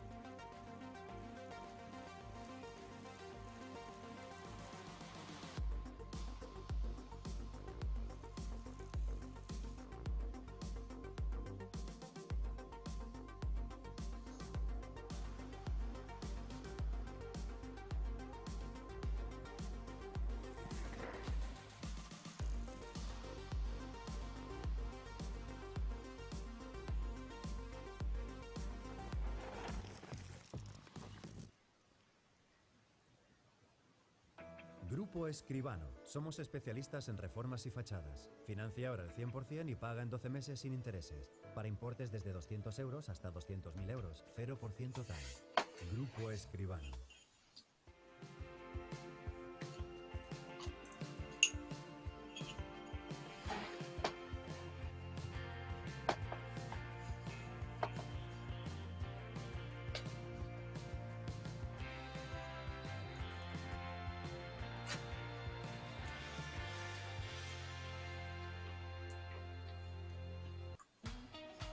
Llenamos de contenidos tu vuelo y tú decides disfrutarlos o soñarlos en asientos cama. Te damos acceso directo al pasillo y tú decides máxima privacidad y confort. Llevamos más alto nuestra clase business y tú decides volar con nosotros. O no. Pero un consejo. Decide llegar tan lejos como quieras en la nueva clase business. Air Europa. Tú decides. És el meu cor malferit que demana acció. Un amor sense barreres davant meu ha cobrat vida.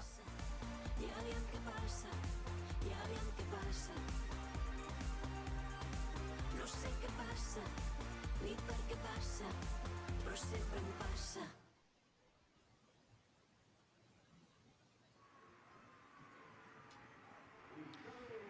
Bueno, pues ya estamos de vuelta aquí en el nuevo Mirandilla. Salen ya los Yes, so we're back here in Nuevo Mirandilla Stadium as the players come onto the pitch.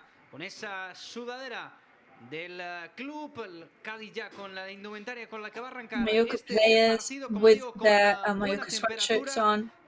Con el cielo que de Good momento está climate here despejando today, good y que no temperature. llueve como sí lo ha hecho durante la mañana y durante el día Also, de it's ayer. dry, which is Así que lucky todos because it had vamos a been poder raining this disfrutar de morning un and buen all day partido. yesterday, Manolo so Reina that ya is more encabezando enjoyable los for saludos de everybody los jugadores del involved. Real Mallorca con los jugadores del Cádiz, los suplentes ya buscando casi todas sus posiciones. Also, en everybody ese else finding their banquillo. position Y on en the 2 minutos bench que va a today. arrancar la So, 12ª 2 jornada minutes para away el from Real Mallorca y kickoff para now el of the Cádiz. 12th leg El conjunto of La gaditano que Liga, Real todavía no sabe lo Mallorca que es ganar versus aquí Cádiz. esta temporada.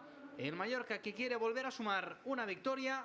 El conjunto Luis So, García Mallorca Plaza. obviously looking for a Se quitan victory ya esas today. Luis sudaderas que García se quedan Plaza's ya boys. con esa primera equipación. Camiseta roja, pantalón y medias de color Red negro. shirts there, Posando black ya para esta shorts and fotografía de socks, rigor, los colegiados del encuentro, posing for the que en el official día de hoy photograph there. van a ser Pizarro Gómez como árbitro principal, asistido en las We've got bandas Pizarro por Gómez David as Romero main y por referee Mansor today. Granado y Palencia Caballero, el cuarto árbitro. Hoy en el bar, Mateo Laoz y González Fuertes. Ya sabéis, que el Mateo Laoz and arbitraje, González todo Fuertes on the protagonismo bar en la última refereeing jornada para today, el Real Mallorca, anulando which, ese as we gol know, had del a lot of Sevilla que hubiera dado protagonism la in the victoria al last conjunto match of hispalense. Mallorca Somos against Seville, gol bien anulado por esas manos which de Fernando en el eventually control. disallowed El saludo the entre Seville goal Alex and y ended Manolo up Reina, los dos gave the capitanes del draw to the partido. match. Así que solo nos queda ver las piñas de los dos equipos y ya empezará el encuentro. Juanjo Dobla, ¿qué tal? ¿Cómo estás, amigo? ¿Qué So sensaciones we'll be tienes? providing a Hola, ¿qué tal, Dani? Muy contextualization buenas. now about the match Sensaciones from the moment of buenísimas, ¿no? kickoff. Veo que ha habido un par de cambios Yeah, so en ese Juanjo inicial, speaking pero here. como I've got se some ve, very vamos, good un equipo vibes for this competitivo match. y sobre todo con mucho, They look con mucha very pólvora ahí competitive arriba. Vamos a today. ver en qué posición sale inicialmente Canning Lee, si sale en una posición So I don't know más what escorado en position banda o en Kang In Lee will posición start más at the beginning of central. the match. Y See if luego he'll be también more in the esperando un attack poco or a ver more in si tenemos la midfield. puntería un poquito más afinada, And ¿no? see Porque este último if our partido nos aim falló un is more poquito on para point así cerrar el today. marcador. Pero como siempre digo, ¿no? Un equipo que de 11 inicial pues da la sensación de equipo peligroso, pero no hay que olvidarse Yeah, it de que looks like a tenemos dangerous Madrid, que nos va a hacer starting jugar muy bien. lineup, but obviously we can't Bueno, be pues too hemos confident. visto el saludo afectuoso entre Cervera y Luis García Plaza. La árbitra So que we mira al saw seu Cervera and rellotge, Luis García Canini. Plaza there Posa la greet each pilota en other. joc, així que arranca And el here we partit go. We per have al kicked Real Mallorca, off with tocant Kang ja In a Lee. línia defensiva. Franco Russo. Bava que toca de primeres enrere per Martin Balgent. Primera possessió del partit. Primera per al So conjunt ball in mallorquinista. Mallorca's possession at the moment. Russo cobri cap a l'esquerra la posició d'Ivan, que tocava de primeres. Recupera Fali, que se la lleva de damunt, el cap també de Russo. Apareix Àlex, el capità per recuperar, posa la camata per a Olivan. Diu l'àrbitre que ha fet falta, Sobrino. Primera falta al partit, primera falta favorable al conjunt Foul gadità. Recordem que avui for en aquesta from the retransmissió Cádiz comptàvem, com player. sempre, amb Juanjo Dobla i també en el día de hoy también en esta retransmisión con Chico Linares, exentrenador del Mallorca B. Remember, we've got Juanjo Doblas in Mallorca commentating for us, and Jesus Linares, Chico Linares, with me here in the Cádiz Stadium.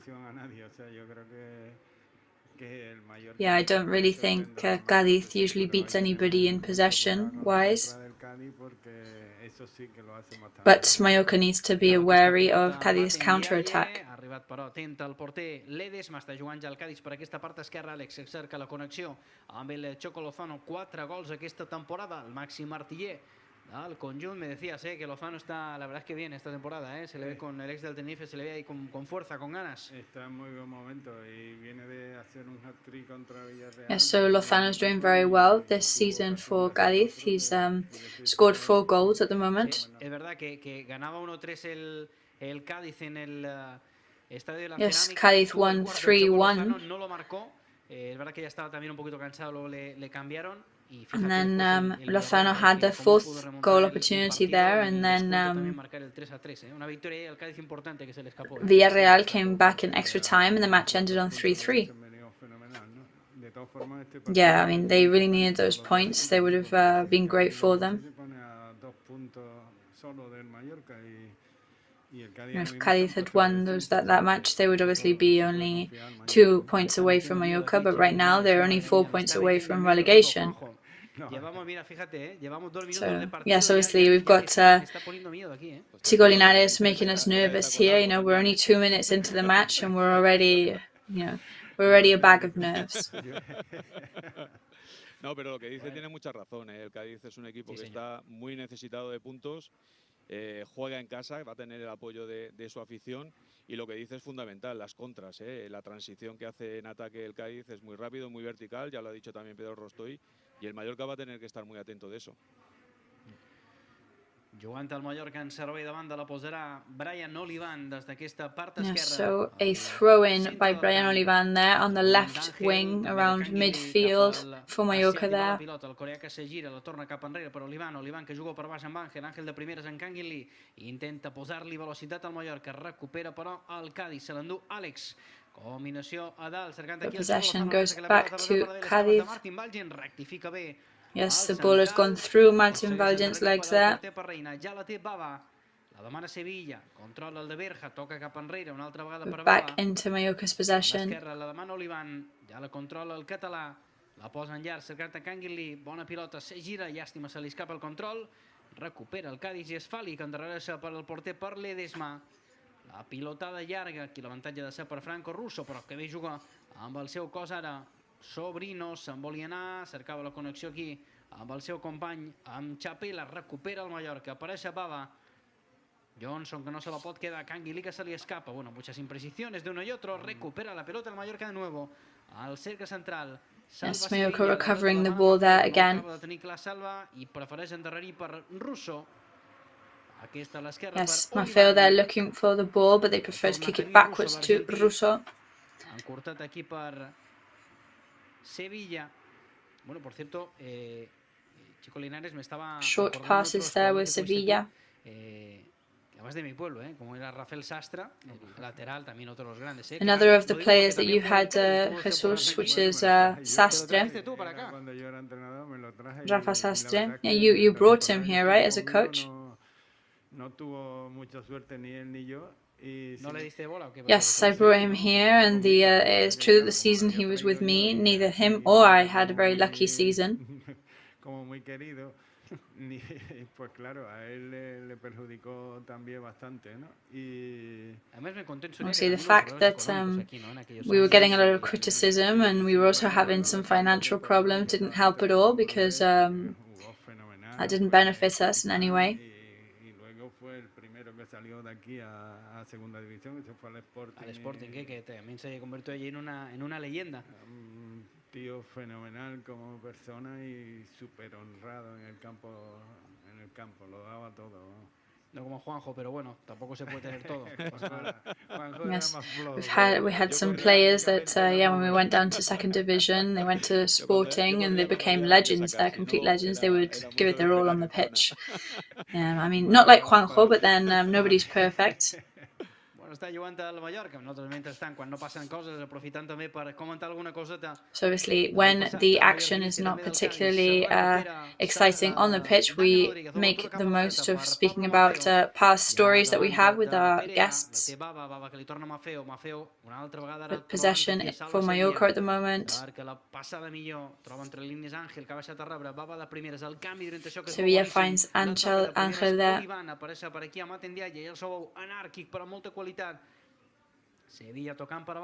Martín Diaye there appears and manages to touch the ball. We can't lose the ball here. They go back to pass it to Franco Russo.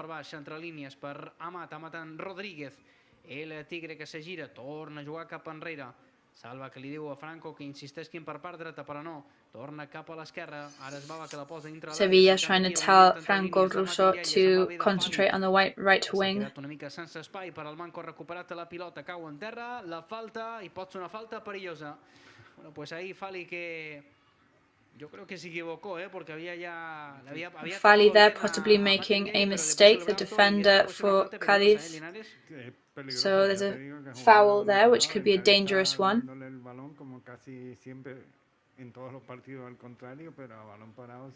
Yes, it seems like Cádiz is just gifting the ball to the other team, as it has looked like all season.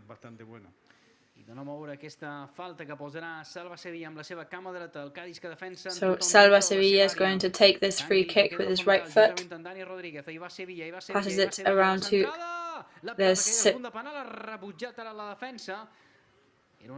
So there was a good shot there from Sevilla. It was a dangerous kick there, but counter-attacked by the defense of the Cádiz team. Good midfield work there from Salva Sevilla.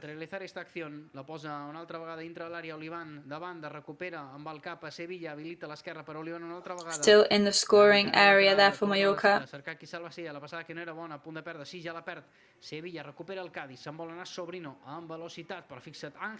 And now ball back to Cádiz. But yes, back into Mallorca's possession. And Kang In Lee takes a shot there, but it is out. It was a difficult shot to kick from there, right? Yeah, it was, but he had to go for it. And outside the area, I mean, you've still got to try it as many times as possible. So they were all on the ball there, right? Yeah, we know Angel does some really good ball recovery work and some very good defensive work as well. A lot of the times, the interesting thing is finishing off those plays. So Kang In Lee there, number 19, manages to recover the ball.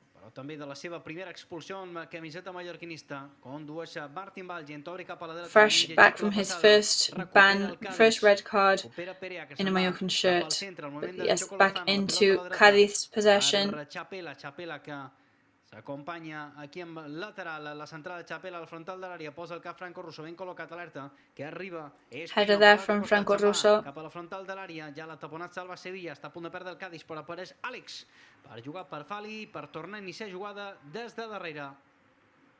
Yes, and Alex Fernandez there came to intercept the ball, which Sevilla was about to steal, and passed it back to the Cádiz defense. So it's back in Cádiz possession again. Martín Valgen, que estava també ben col·locat, o la pot controlar Ángel, ara sí però la té Salva Sevilla en territori back in Mallorca's possession. Que s'ha canviat de banda. In the top half of the pitch again. Temporalment, però sí, principio Juanjo veo a Mate en la derecha, Rodríguez más tirado a la izquierda y Kangin por el centro. Ahora mismo en esta acción, no sé si... So it seems that at the moment Kangin Lee is in the middle, Amat is on the right hand side, Dani Rodríguez seems to be at the Ángel Rodríguez seems to be at the left. Yeah, it seems like the coaches find it important for them to take the diagonal kicks.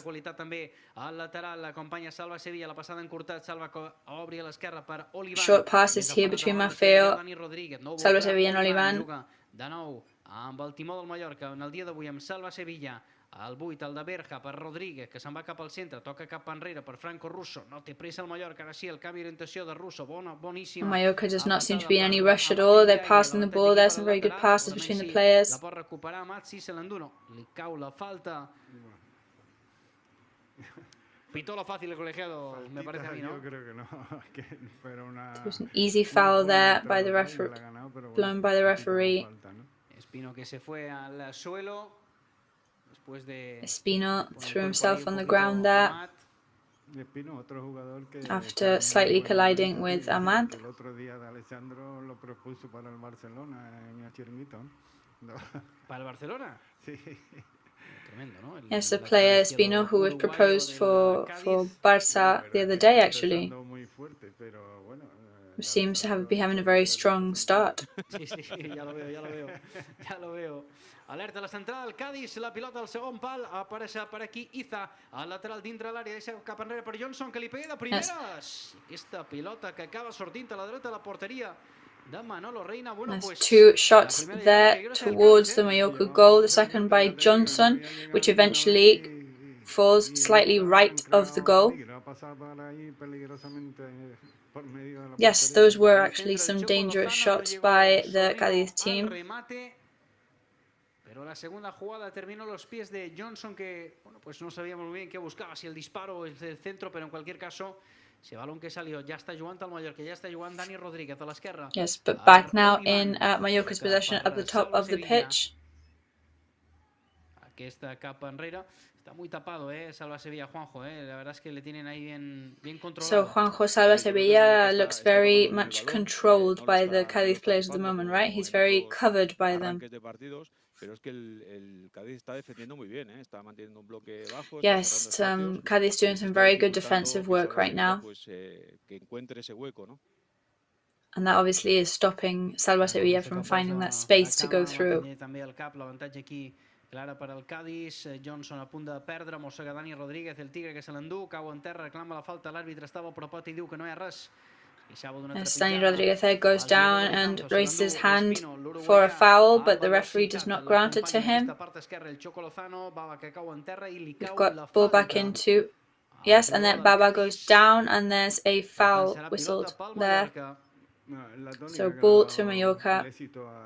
Un equipo ordenado defensivamente, le da igual no tener la posesión del balón, pero que tengan su portería cero y a la contra han estado teniendo. Yeah, it seems that obviously this is what Cervera's team want at the moment. They don't care if they're not actually scoring as long as they can defend their goal,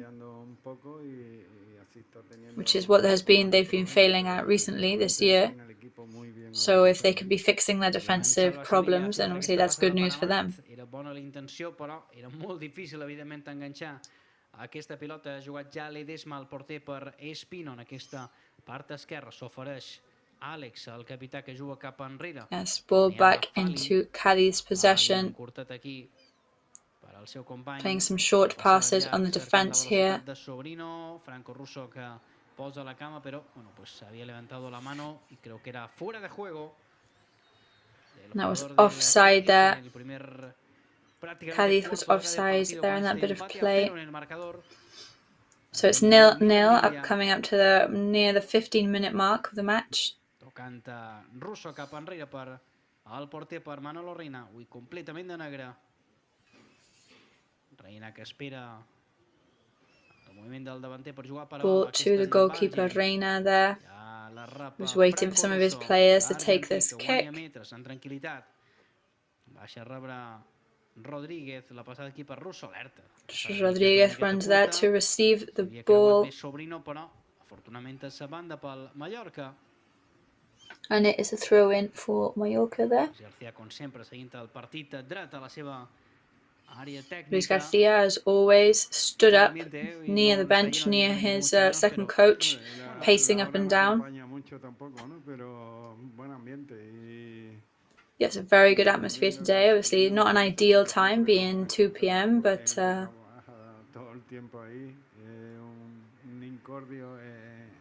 la salida de la defensa del equipo contrario. Sin embargo, Choco está más relajado, esperando la que pueda caer, ¿no? Cádiz seems to be doing very well on the defensive level at the moment.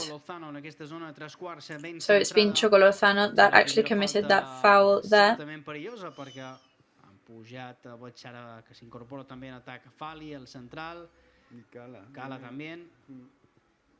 Choco Lozano també per la rematada. Johnson. Bueno, fins a 6 futbolistes que podrien Cádiz players moving up to try and receive this throw in. El capità Àlex. Va, aquesta pilota que se li havia quedat a mig de les cames. Ha pogut rebutjar finalment la defensa mallorquinista. És Espino qui endarrereix ara per al seu porter per Ledesma. Cor Canguilí per incordiar una miqueta la pilotada llarga. L'avantatge aquí ha de ser per Olivan. Alerta que la pilota acaba passant i se l'endú. Advantage there for Olivan, but stolen by the Cádiz team, but it is offside. Yeah, offside by Fali there. That looked like he knocked into Olivan, but no, it was actually the offside that's been whistled. Sí, pero además eso que se desentiende del balón y empuja a Brian Olivan y después están fuera de juego. Se había quedado por ahí arriba, ¿no? Cuando buscaba el remate y ha dicho, bueno, pues vamos a hacer algo. Yeah, it seemed a combination of things there. You know, the knock into Olivan and then actually to kick it offside. So he's getting some assistance a second. Ojo lo que decías, el Mallorca con esa posesión, lo decía también Chico Linares, que evidentemente la posesión iba a ser del Mallorca, pero bueno, oportunidades de momento. So as we've been saying, we knew that possession was probably going to be more in Mallorca's side, but yeah, the match seems extremely closed off at the moment. There's been some chances for both teams, but Cádiz is putting on a very good performance defensively at the moment. Yeah, I think they're going to have to do some shots from outside the goal scoring area. Cádiz plays very direct football, you know. I el que ha provocat aquesta pressió del Cádiz és la primera targeta del partit que ha estat per un jugador del Mallorca, que ha estat per Amat Ndiaye. So Amat Ndiaye is actually receiving the first yellow card of the match for a crash from behind against the captain of the team, Alex Fernández. Sí, yo creo que sí. Yo creo que ahí era innecesario también hacer esa entrada a esa altura de la pierna, ¿no? Pues ya tenemos un jugador.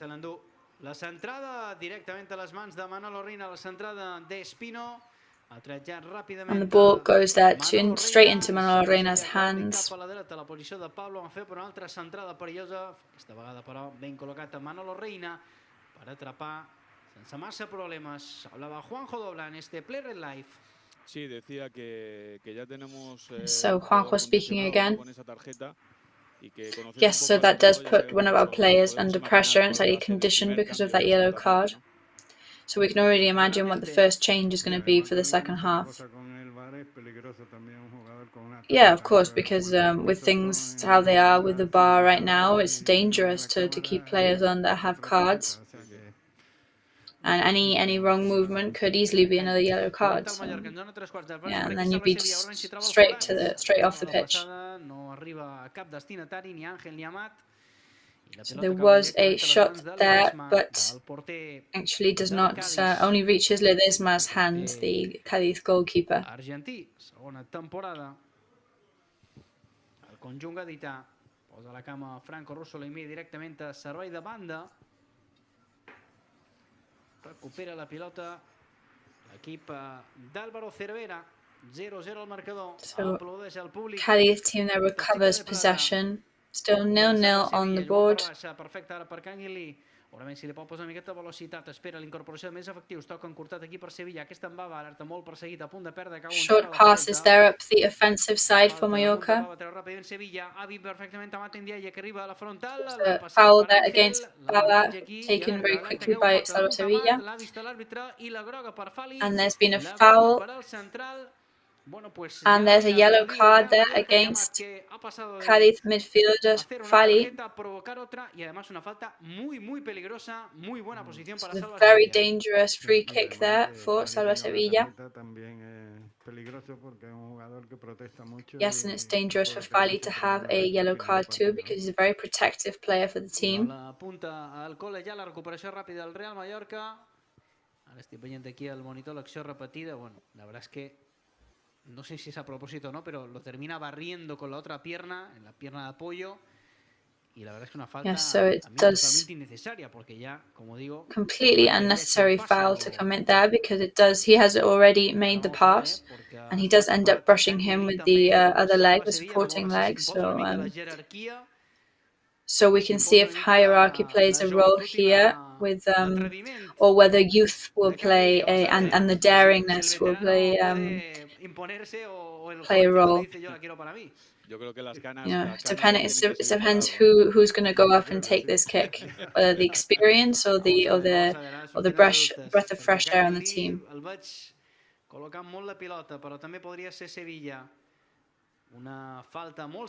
So we still don't know whether it will be Kangin Lee or whether it will be Sevilla who's going to take it.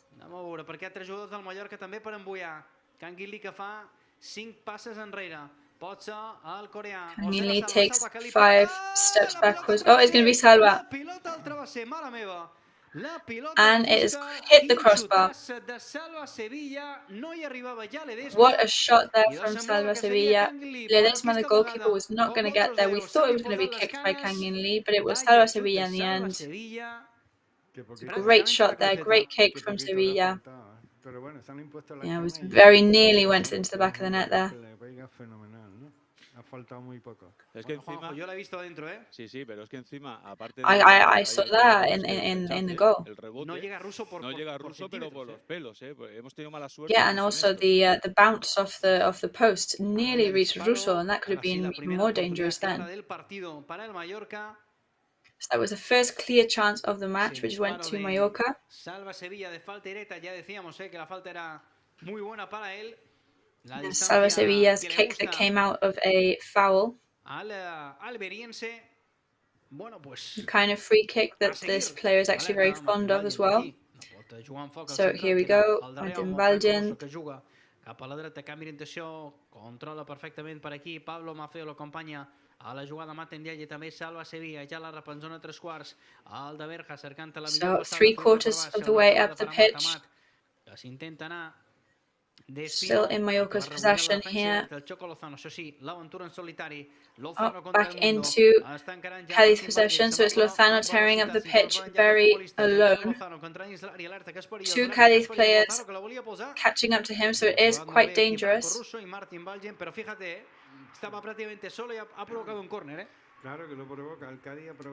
But yes, there they went. Franco Russo and Martin Valgent tried to cut him off, but they have provoked a corner there for Cádiz. Yeah, I mean, when you try and do that and you're alone, you do end up giving something away. So all the players of Mallorca, they're ready to defend, and Alex is going to take, the captain for Cádiz is going to take the kick. Claro, es que Alex estaba saliendo de la acción y le han vuelto a poner ese balón y ha dicho, es que no puedo ni intentarlo, que van a levantar el banderín. Con muy poquito, Juanjo, como decimos, Lozano con muy poquito te genera mucho peligro, Sí, porque... Yes, Lozano takes what he can, and as we've seen, with very little, he can do a lot. Sí, es lo bueno que tiene este jugador, que aguanta bien el balón, que es rápido, que lo tiene muy claro, que se tiene que... Yeah, he sticks it out, he's clear, he's very fast, and he knows where he's going, and he was looking for some second-line players there, see if he could get some assistance, but yeah. Cádiz fans there looking for a foul for their players, but no, it's still in Mallorca's possession.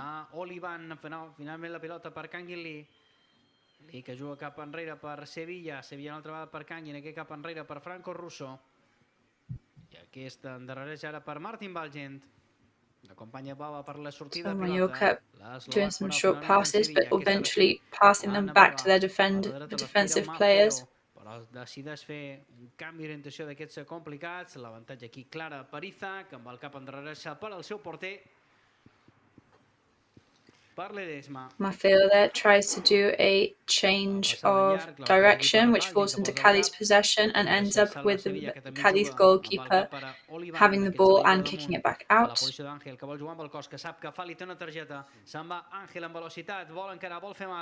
Ángel there tearing up the pitch for Mallorca, going up against Fali, knowing that he has a yellow card.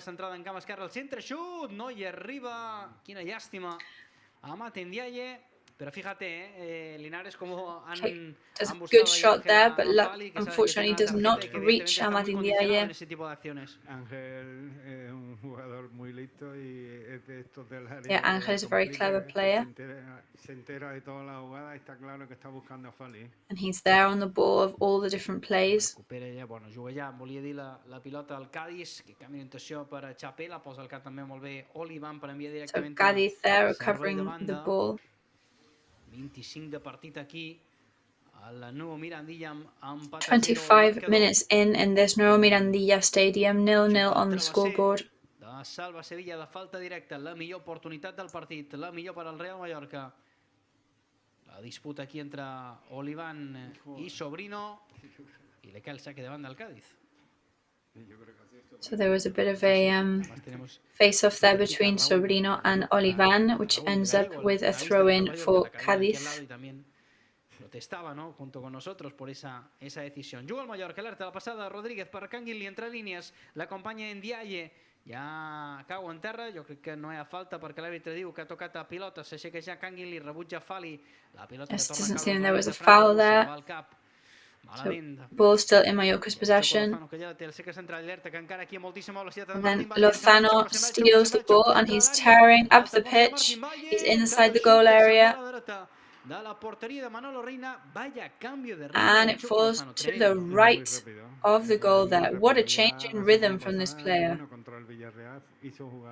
Yes, we already saw him put a good performance on last week against Villarreal. Un poquito de caña a la prensa aquí porque pitó al Cádiz con la Real Sociedad la temporada pasada y pitó un penalti muy dudoso en contra del Cádiz. Yes, this referee has been having some criticism here because he whistled a penalty last year in favor of the opposing team. So yes, there was the Honduran player there, had a great opportunity at scoring. It's his third season in Cádiz now. He scored 10 goals with Cádiz in the year that they went into the top tier division. Recupera Johnson, que endarrereix. Se la lleva damunt Espino, el cap també de Martin Valgen. Recupera el Cádiz, però muchas imprecisiones de los dos equipos. Recupera la pilota una altra vegada Pablo Maffeo. Està a punt de perdre-la, se l'endú per ara amb contundència Maffeo, alerta que pot sortir bé. So back into Mallorca's possession, up 3/4 of the way up. Habilita aquí per Àngel, atentíssim Espino, però tot el que fa bé ho acaba perdent. La passada per Amat, pot ser bona, pot marcar el Mallorca! And back into Amat's possession. And saved by the goalkeeper there. Excellent stop there, which has granted them a corner, but excellent save there by the Cádiz goalkeeper. And Martin Diaye knows that he did waste an excellent chance there. Y bueno, yo no sé si con la parte de atrás de la espalda incluso ha salvado el portero, Sí, con la espalda, con la espalda. Ahora lo comentamos, pero primero vamos con el córner. Yes, and we'll talk about this in a minute, but it actually looks like, and here comes the corner for Mallorca, second chance.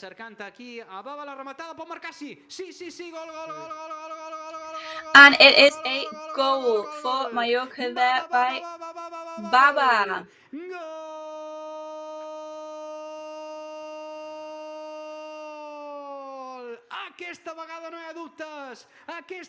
Yes, this time there was no doubt about it. Ángel is saying to him, yes, this time it was definitely you, Baba.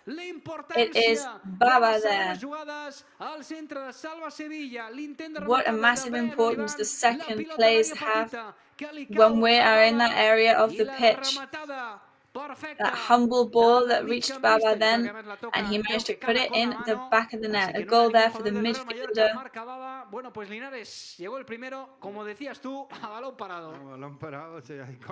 So with a nearly stopped ball there, you see, Linares, the first goal arrived.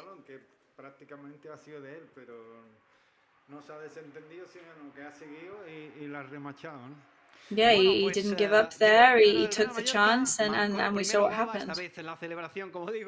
totalmente merecida porque no hay duda de que ha sido él. So yeah, completely deserved celebration there. There was no doubt about it that it was his goal. So yeah, Juanjo speaking here. First goal for Mallorca. So massive congratulations there for Sevilla for that, for cutting off the ball. And then obviously for making the most of that chance created by the goalkeeper saving that kick. And then Baba really took the opportunity to score. First goal scored in First Division for him. En la celebración, pues estaba ahí Ángel, ¿no? Pues diciéndole esta vez sí, celebra. And yeah, as we could see in the celebration, Ángel was there saying, yeah, it's definitely yours, definitely yours. There's a yellow card there for Dani Rodriguez, second yellow card for Mallorca in this match. After Amat, we saw previously. So the match has started to look good for Mallorca now against Cádiz here. Amat en ella que més ha obligat a que sigui el jugador del Cádiz el darrer en tocar i per tant recupera la pilota al Real Mallorca. Yes, so after a bit of confusion there, the ball goes back into Mallorca's possession. Perfect pass there from Salva Sevilla to Amat. So at the moment, Salva's return to being in the starting 11 is being spectacular. So they're tearing up the pitch now for Cádiz. And it has been saved by Manolo Reina, goalkeeper for Mallorca, and then the ball hits the post again. Amb un rebuig li ha acabat als peus de Sobrino que tot sol ha fallat davant Manolo Reina. Bueno, pues venimos de una parada. Yes, first of all saved by Manolo Reina, bounced off his hands and fell straight to Sobrino's feet, who then shot at goal but hit the post. That was definitely luck there.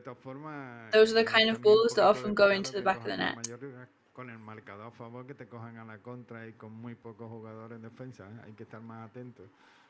So yeah, we really need to keep our eyes out for that. Pablo Mafeo, bueno, Juanjo, no hay casi tiempo para comentar el partido porque vamos de un área a otra. So we barely have no time to even analyze and commentate the match because, as we can see, things are happening all the time. So Cádiz in possession again, but the good defensive work from Mallorca there. And here they come, they're near the area. And just left of the goal this time. So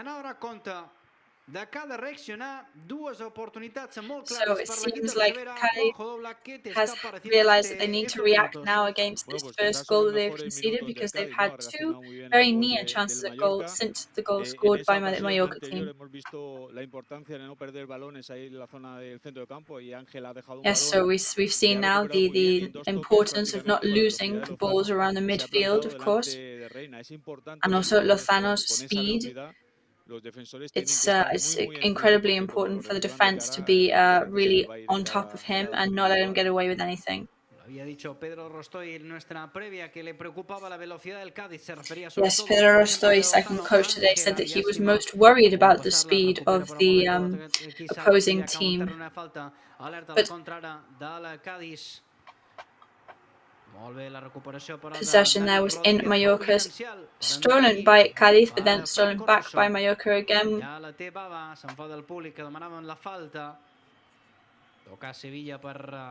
Dani Rodríguez, el Tigre de Betanzos, esperant el moviment d'algun company. Aparece Linares, ¿no? Dani Rodríguez there hoping for the intervention of one of his teammates.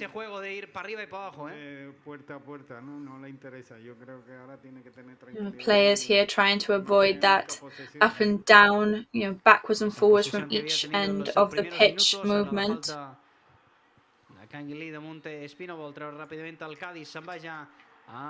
Foul there by Kangin Lee on top of Espino. And the ball is back into Lozano's possession for Cádiz.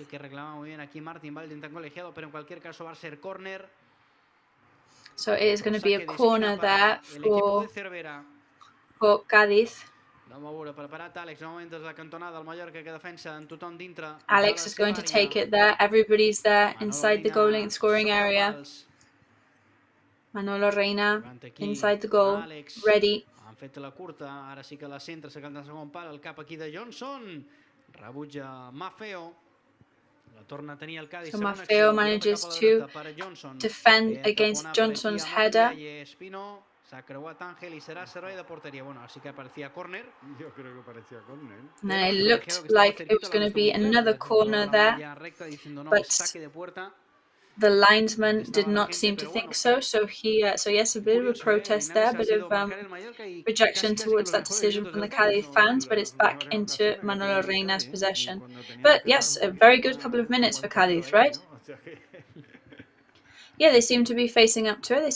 They're struggling, they're fighting.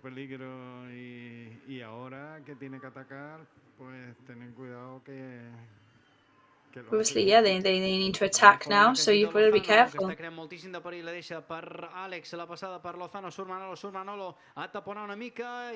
Manolo there.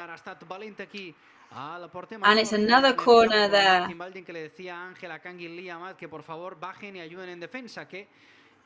So Ángel saying that to Ahmad and to Kang In Lee that they need to come down more and help in defence. They're clearly aware of the fact that Cádiz are going on the attack.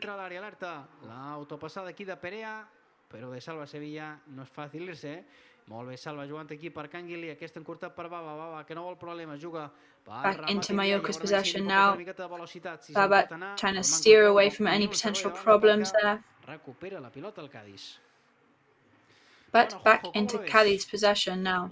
So, Juanjo, what do you think? Well, it would be interesting to reach half-time with this scoreboard, because obviously they're going to have to, I mean, there's still 10 minutes left until the half-time. I think they really need to be very watchful. And Cádiz is tearing up the pitch, and they're spending more and more time in in Mallorca's scoring area. Intentant la passada, però almenys Sobrino que la envia directamente a saque de banda. Es pelota para el Mallorca. Yes, and ball back into Mallorca's possession. Sí, porque ya se empezaban a escuchar esos pitos cuando la ha perdido. Sí. Porque la verdad es que era fácil, ¿no? Abrir a la derecha sin problemas. Yes, a bit of an unfortunate loss of ball there for Cádiz, which was met with disdain by the fan base. Jugante aquí, Kang In Lee.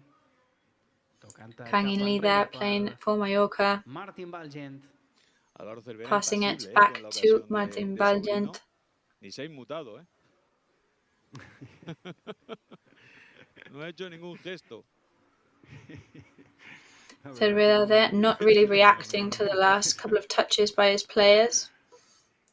Jugant aquí, salva Sevilla, amb tranquil·litat, ahir sí que li agrada dur el tempo del partit. Salva Sevilla there, he likes to mark the tempo of matches, we know that. Aquesta cap enrere per Franco Matías Russo. Passing it back to Franco Russo then. Martin Balgent, l'eslovac, la pilota llarga, la posició d'Àngel, la deixa passar Fali, la pilota acaba a les mans de Ledesma. Long ball from Balgent, and the ball ends up in Ledesma's hands. He was going to kick it back out very swiftly to pass it to his teammates. Vaya balón que ha perdido aquí, balón dividido, no ha llegado ni el lateral ni el extremo. But lost there by the Cádiz player. Yes, a couple of boos there from the fan base for Alex losing quite an easy ball there.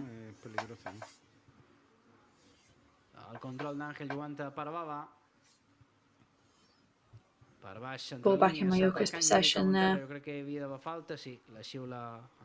Kang In Lee goes down there, and we think there should be a foul, and yes, there is.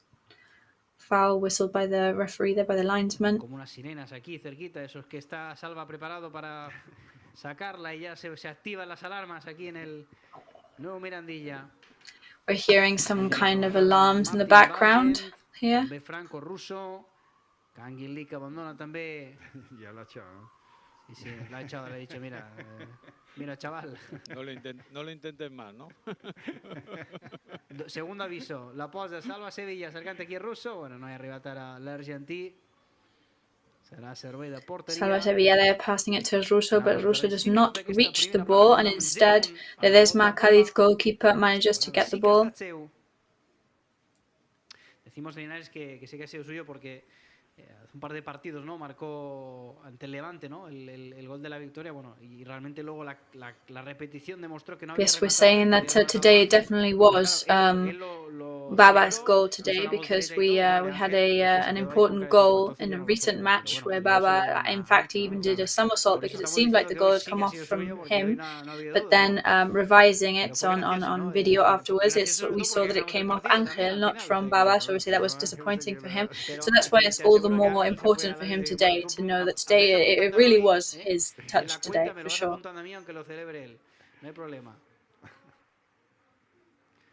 Baba que endarrerejar una altra vegada per Valgent. Aquí estan Franco Russo. Valgent cap enrere per Manolo Reina. De moment no pressiona massa aquí el Cádiz. Ara sí que s'acosta la jugada a Sobrino. Reina que la posa passing it back there to Manolo Reina. Not too much danger from the Cádiz team right now. And it kicks it and it becomes a throw-in for Cádiz. So approaching here the end of the first half, but no big scares at the moment, luckily.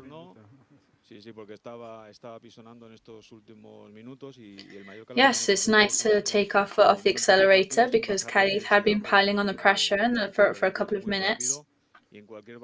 They are a very fast team. Obviously, that can be a problem when they're going towards the goal. Martin Valgent there doing short passes to Franco Russo. Dani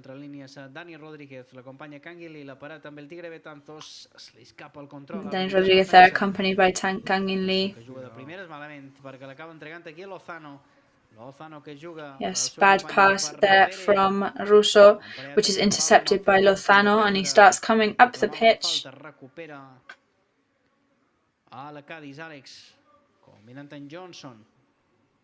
Alex there, captain for Cádiz.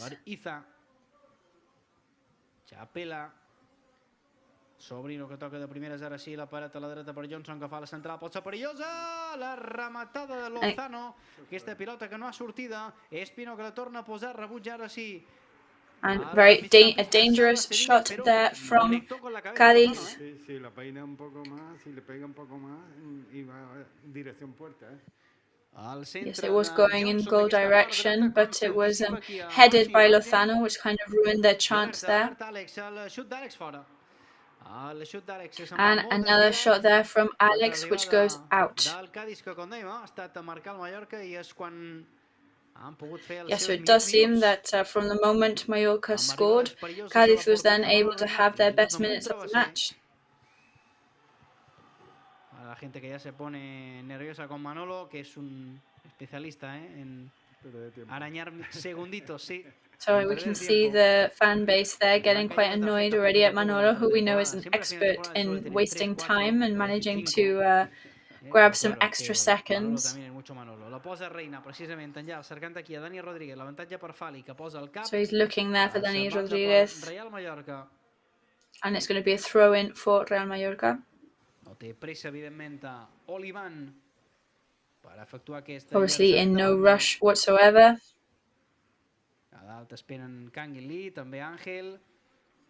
Kangin Lee and Angel are waiting up top. So he throws it towards Kangin Lee. Very near, yes, near the corner there, and we do get a corner because of Johnson's kick right up towards the sky. So it's a corner there for Mallorca, and we must remember that that is how, kicked by Salva Sevilla earlier, that was how we got the first goal of the match, but now it'll be Kangin Lee who's going to take it. So we've got Russo and Valgent who've come up to intercept the ball.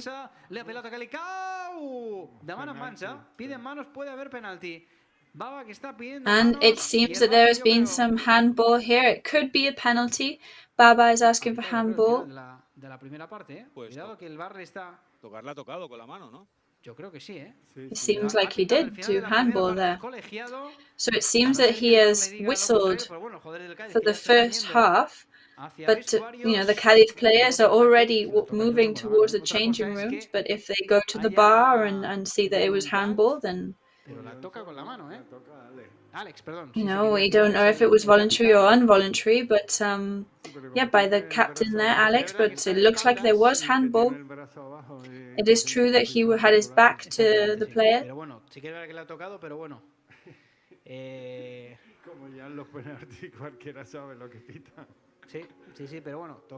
Yes, it does. It definitely did touch it with his arm. But it seems that it was his natural position and that the arm was stuck to the side of his body. So that is the end of the first half here in the Nuevo Mirandilla Stadium. So Chico Linares, anything? Yes, we will be talking with Carlos Escolán again to analyze this first half with Juanjo as well. So Chico Linares, what did you think of this first half? I think Mallorca had it rather under control.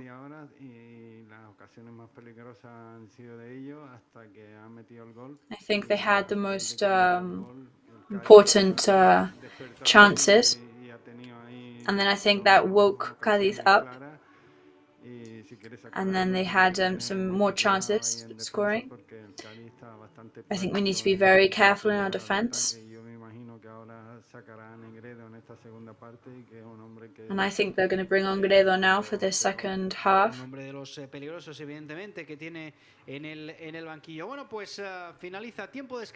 Yes, one of their important players on the bench. So yes, finish end of the first half, 1-0 to Mallorca, with Baba's goal in the 29th minute after Salva Sevilla's corner, which Baba was able to counter-attack when it came off the post. Yeah, so very good news for Mallorca at the moment, but we have another tough second half ahead of us. Yes, thanks, Danny, coming from Nuevo Mirandilla Stadium. So it's a victory at halftime for Mallorca team, which has played well at points. But as Pedro Rostoy, second coach for Mallorca, has said, they have created quite a lot of dangerous moments for us, especially starting in midfield with Lozano, who seems to be an extremely fast player for the Cádiz team. Yes, I think Mallorca's had a good first half, a correct first half. We haven't created very much danger, I must say.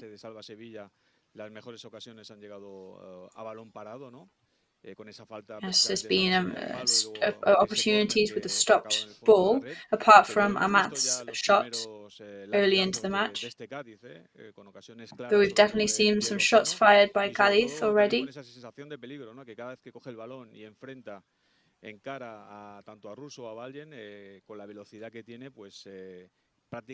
Yes, every time he does face up to one of our defenders, it's always going to be a dangerous play there, considering his speed.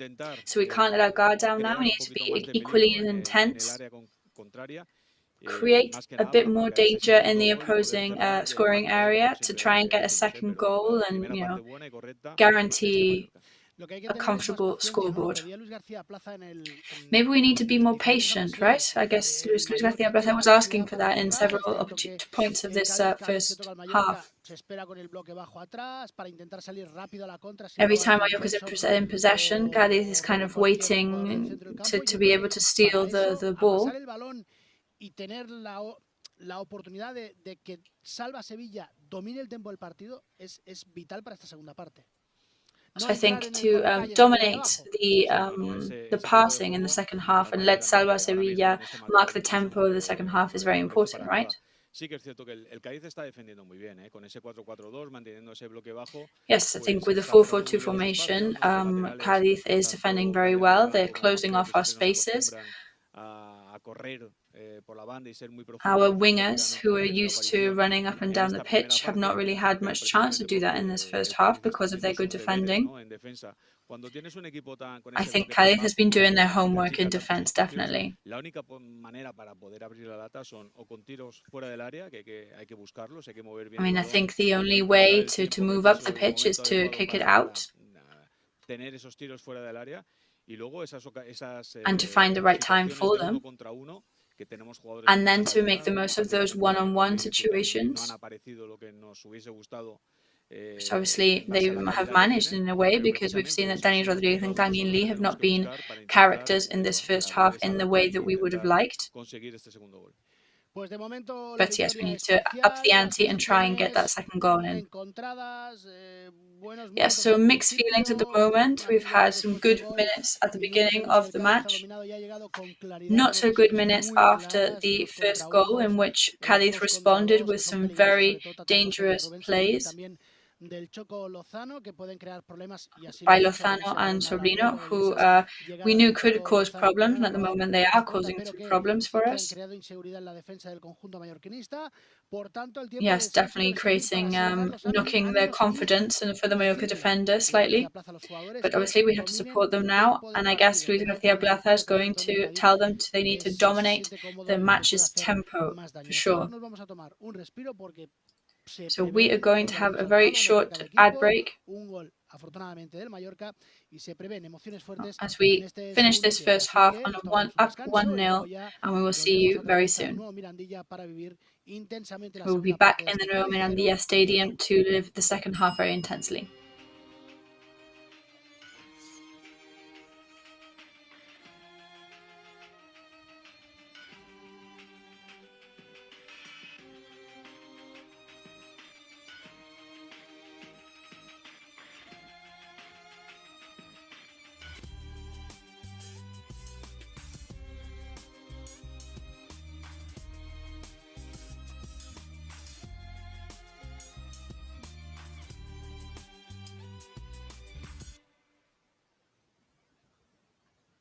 Grupo Escribano. Somos especialistas en reformas y fachadas. Financia ahora al 100% y paga en 12 meses sin intereses. Para importes desde 200 euros hasta 200.000 euros. 0% TAE. Grupo Escribano. Llenamos de contenidos tu vuelo. Y tú decides disfrutarlos. O soñarlos en asientos cama. Te damos acceso directo al pasillo y tú decides máxima privacidad y confort. Llevamos más alto nuestra clase business y tú decides volar con nosotros. O no. Pero un consejo. Decide llegar tan lejos como quieras en la nueva clase business. Air Europa. Tú decides. És el meu cor malferit que demana acció. Un amor sense barreres davant meu ha cobrat vida.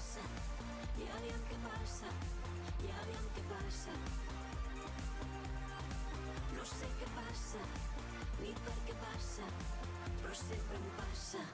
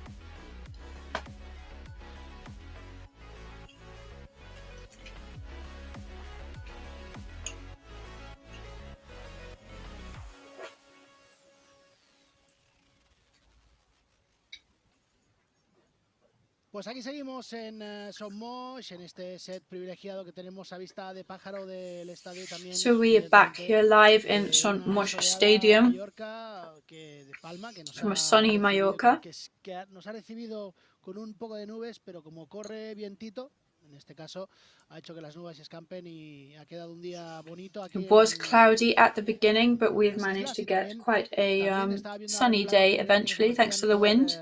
Ahí está, línea interna. Y empieza también a salir al sol. And also, we can see the sun starting to come out in Cádiz too. So it's a sunny 1-0, good atmosphere. And Mallorca is suffering a little bit at the moment, but Luis García Plaza had warned us that that could definitely happen and that they needed to be wary of a very dangerous Cádiz team. So Cádiz will have to open up now. They're going to have to try and find Mallorca's weak spots. Obviously, they are in relegation position.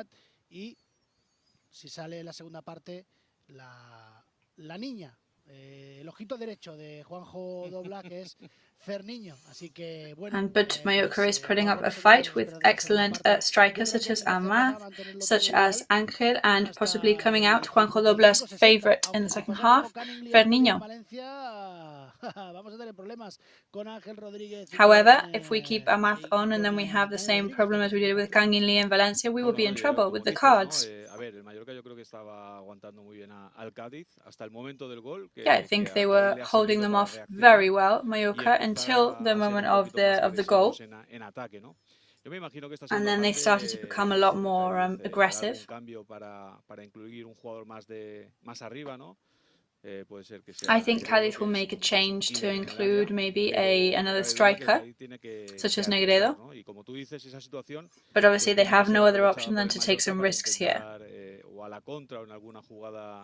Individual, pues intentar marcar ese segundo gol. And in the case of Mallorca, they need to take advantage of any opportunity and try and get that second goal. Si hubiese sido un poquito más efectivo, ahora estaríamos hablando de otro tipo de partido, pero bueno, tenemos que aprender. I think if certain chances had been taken advantage of, we'll be talking about a very different match right now. Esperaremos un poco a la evolución de esta segunda parte, ¿no? Pero es importante mantener. But we'll have to see how the second half plays out, to be honest. Pero importante mantener la intensidad. We're anticipating a change with Sedler also for Mallorca, but Cádiz is definitely going to pile the pressure on in the second half. Yes, so exactly that, and we're going to go to our commentating box in the Cádiz stadium, and Daniel Jacob is going to go over the changes. ¿Qué le parece la inscripción? Quien está con el Cádiz está contra, quien está contra el Cádiz está contra la humanidad, que reza en el túnel de vestuarios. So what do you think about the atmosphere there and stuff they've been saying in the changing rooms, where they were saying in the Cádiz changing rooms, whoever is against Cádiz Football Club is against humanity, so I guess we're against humanity today, right? Yes, so it's a very clear message from them, but yes, there's been one change from each side. Mallorca has taken Martin Valgent off, so possibly with a problem.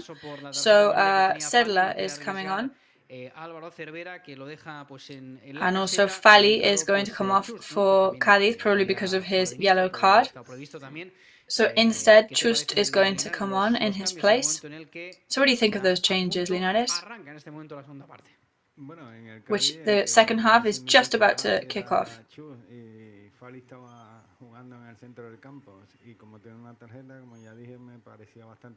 Yes, so obviously Fali was playing more up the midfield, which obviously is dangerous to have a yellow card in, so I understand. And in Mallorca's case, I'm not really familiar with the player Sedler, so I can't really say much about it.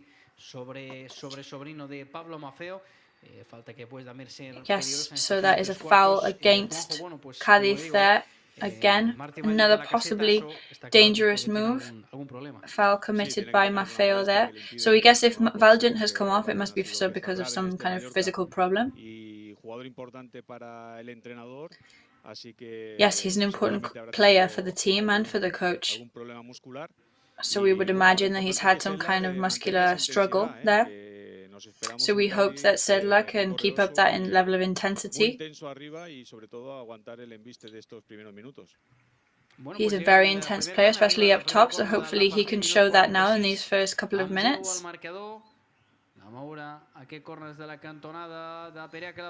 So there's a corner there.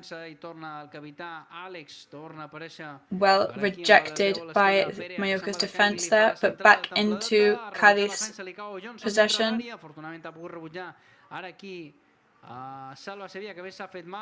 Johnson had a chance there, but Salva Sevilla managed to hold him off, who looks like he's actually hurt himself.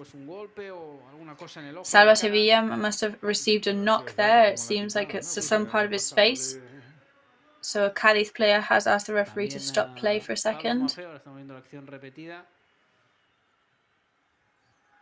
So we're watching the playback now. Yes, so it looks like an accidental hand by Espino to the face. So obviously that's been whistled there by the referee.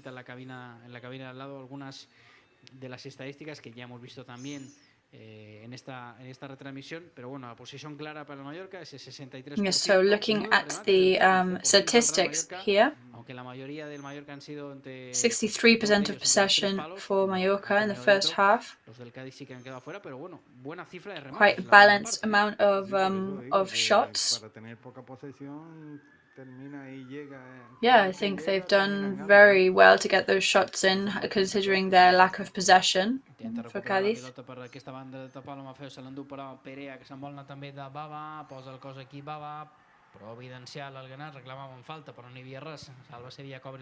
So asking for a foul there, but did not manage to get it.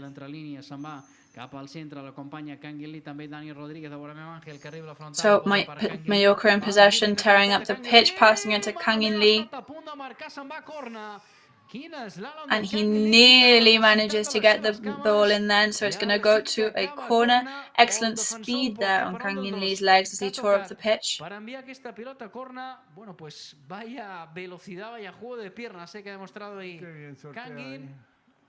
Yo no sé si es, ya digo, o el portero o el defensa, ¿no? El que la termina tocando, sí. So I'm not really sure who managed to stop that ball then, whether it was the goalkeeper or one of the defenders, but then it did touch the post. So that was a very clear chance for Mallorca then. So here comes the corner now. Third corner for Mallorca today. Kang In Lee is going to take it.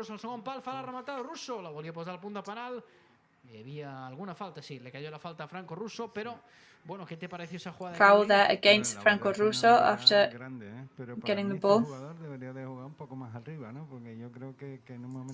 I feel like this player, Kang In Lee, I feel he should play a bit further up, because they are making him run a lot up the center of the pitch. Yeah. What a play there from Kang In. Yes, we know the quality of this player. He didn't have as much protagonism as we'd have liked in the first half. And we saw his way of his potential there, very potent coming up the pitch.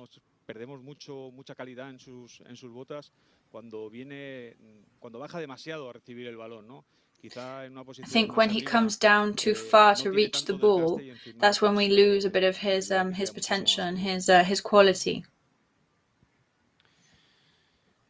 Bueno, pues Martín Valgente, que finalmente no es que tenga ningún problema muscular, sino que no se encuentra bien, está pues un poco enfermo y yes, so eventually Martin Valgent, apparently not with any muscular problems, but just simply feeling slightly under the weather today, not feeling his best.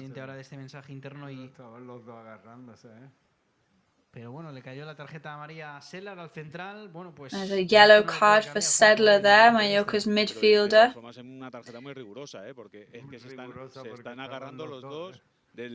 And yes, obviously, very obvious one, because since the second half has begun, him and the other player have been literally grabbing each other's shirts.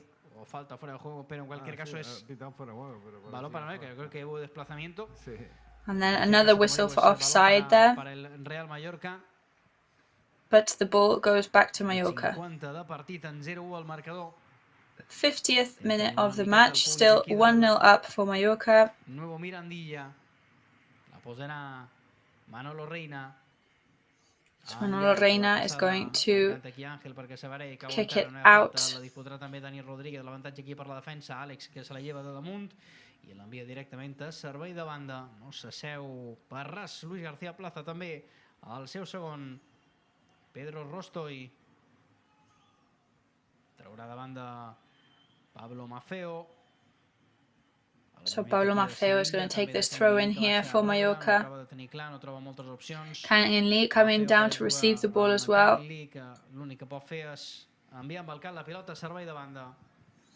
So all they could do then was head it out, which is Espino is going to throw back in for CÁDIZ.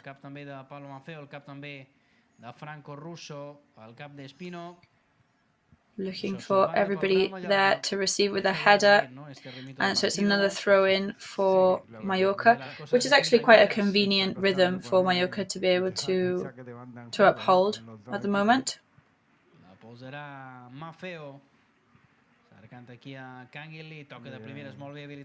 To Maffeo there, looking for Canning Lee to pass the ball to.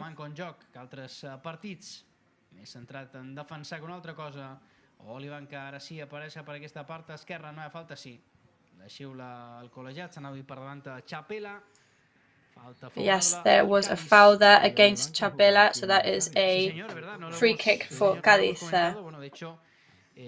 We haven't actually talked much about it, but yes, he actually, Cervera does actually have a property in Mallorca. He was interviewed by our Movistar colleagues this week,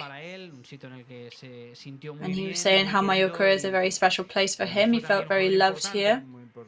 He was an important player for us, actually. He had a really good season. Ball in Mallorca's possession there.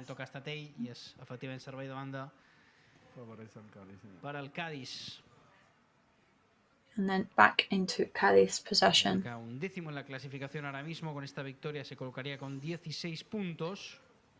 Mallorca currently 11th on the league table. With a victory today, they would manage to get 16 points. Close to Barça on the league table, but we all know how Barça is looking this season, unfortunately. Yes, right now, ludicrously, it seems that they are a direct rival with us on the board to remain in top tier. Ja la torna a tenir als seus peus davant de Salva Sevilla, juga per Johnson, pressiona Bava, la pressió que surt a efecte, se l'endú Salva Sevilla, és un 3x3. Mallorca players there putting pressure on CÁDIZ to seal the ball into 3-on-3. And there was a shot there by Salvas Angel, a shot there towards goal, saved by the goalkeeper Ledesma for CÁDIZ. Salva Sevilla was looking for the perfect angle there, perfect pass. Angel receives it, shot it towards goal. And also very nice ball recovery there by Baba once again. Sí, senyor. Arriba al quart corna per al Real Mallorca, preparat Canguilí, jugada assetjada per baix amb Salva Sevilla perquè sigui ell, no, la torna a deixar per Canguilí, el control i ara sí, la centrada cercant el punt de penal, l'ha rebutjat ara Johnson, li cau a Sevilla, la pot enganxar Sevilla. Another very close to the goal area, so scoring area for Mallorca, but back into the goalkeeper's possession then. Another chance there for Mallorca, another one where Salva Sevilla was in the middle of it. Bueno, pues parece que últimamente las jugadas a balón parado y de estrategia nos están saliendo bien. So Juanjo speaking here, it looks like our strategies on the paused ball are going quite well for us. No sé si del Mallorca y no le ha permitido rematar bien a puerta, pero estamos, bueno, yo creo que estamos llevando. I feel like Salva Sevilla was angled there, perhaps even because of the intervention from a Mallorca player. He was not in the right angle to be able to counter-attack that ball. Es que la tocó Dani Rodríguez. Ah, no, parecía que había pitado córner un momento, pero no, lo que le estaba diciendo a It looks like somebody had whistled for a corner there, but no, in fact, they were just saying to do the throw-in quickly, that's all. Treuen curt finalment Settler, ara és en Reina que la posa en llarg cercant a Pablo So Maffeo. Reina there, kicking the ball back out, looks for Maffeo. Lateral adelantado, le cae el fuera de juego. Se enfada Luis García Plaza, trae ya al But yes, Luis Garcia Plaza there, annoyed because Maffeo, the winger, allows an offside. Que surt Manolo Reina, que queda mitja sortida. Queda mitja sortida, se l'endú Chapela, ja el tapona bé aquí Olivan, la centrada directament a les mans de Manolo Reina, que jo crec que ha vuelto a dudar, ¿no? Yes, a not very dangerous shot there from CÁDIZ, which ends up in Manolo Reina's hands. Y ahora ha vuelto a dudar un poco y eso ha propiciado pues ese posible centro peligroso del Cádiz. Se ha quedado ahí media salida que podía ser peligroso, ¿no? Yes, Manolo Reina seemed to come out very far then to receive the ball, which could have been quite dangerous. La té ja Johnson, obri l'esquerra per Perea. Perea que filtra la passada aquí. Ball back in CÁDIZ possession here between Perea, Espina and Johnson. Del Pop del Mallorca de Baba. Canguilí que surt a molta velocitat. Llàstima aquí. Canguilí coming out here very fast. Trobat damunt a Johnson, recupera el Cádiz. Àlex, en zona 3/4, transita cap al centre, juga al central que l'acaba perdent, però el misto aquí de Franco Russo acaba a les mans de Manolo Reina. The ball ends up back in Manolo Reina's hands there. ¿Harías algún cambio? So question for you, Juanjo, would you make any changes at the moment? Or are you happy with Sedler being on here and with the team that we've got right now? I don't really see any necessity to make any changes to the team right now. We are losing the ball quite easily right now. Oh, here we go. We're just waiting a second. Very good intentions there from Amati Ndiaye. Then dangerous interaction there with Espino.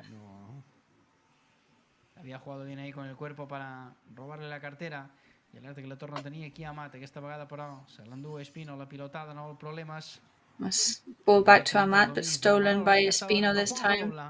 Sí, no, nada, Dani, decía que quizá un So poco Juanjo speaking now. la propuesta de juego, intentar aguantar un poquito más, ser un poquito Yes, más maybe Ahmad should try and change a bit his approach to the ball. So we are losing it quite easily.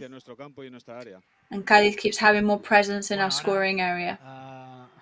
El Choco Lozano, no, que també volia treure profit, no, d'aquí de Manolo Reina, que ha apurat al màxim per agafar la pilota. So yeah, Choco Lozano obviously wanted to make the most of Manolo Reina coming out for the out. Porque puede a la gente impulsar más, animar, Manolo que l'havia agafat, el Choco Lozano que a més en la mà le ha acabat prenent la pilota. Manolo, pues bueno, que ya le conocemos, ha hecho ahí las caritas de que me han hecho daño y tal. You can see Manolo there after that interaction with Lozano making his typical faces of saying that he's been hurt. But obviously, if the other player actually touched it with his hand, he took the ball off him with his hand, there should be a card there. So yes, there's a double change now, but we will comment it in a minute. But there's ball near Mallorca scoring area in a minute. Anava a dir per Martín Valls, no, per Settler. Aquesta és Franco Russo amb Bava, alerta, no poden perdre la pilota aquí, amb una miqueta de fortuna se l'endú, Bava juga per baix. Can't lose the ball here now in this position. Escapa el control y Cala que l'envia directamente a banda. Como digo, preparado ese doble cambio, preparado Galarreta, preparado Antonio Sánchez. So we've got Antonio Sánchez and Galarreta ready to come on at the moment for Mallorca. Vamos a ver quiénes son los dos jugadores que se van al We're waiting to see which players are going to come off for Mallorca and into the changing rooms. Yes, but we think that it will probably be changed for Dani Rodríguez or Salva Sevilla. And it is a throw-in now for Mallorca. And it seems like Cádiz is also making a double change. Sobrino's coming off in favour for Negredo there. Strikers. And Johnson is also coming off. In favour for Alarcón, player number with the 12 number on the back of his shirt. Yes, he's an impulsive and aggressive player who knows how to cut off the balls. No ha querido, evidentemente, hacer ese doble cambio ahora. Quiere perder un poquito más de tiempo. Seems like Luis García Plaza is going to waste a little bit more time and take advantage of another window of opportunity to make those changes. Yes, we're defending now. And Cádiz recovers the ball.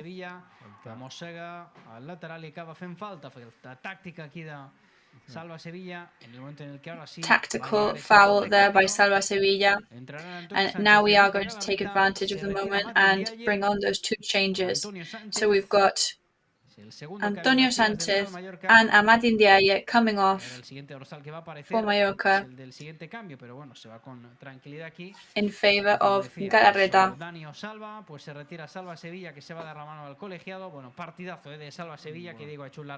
Salva Sevilla coming off for Mallorca, but he's done an exceptional performance today. He's done some extremely good goal passes.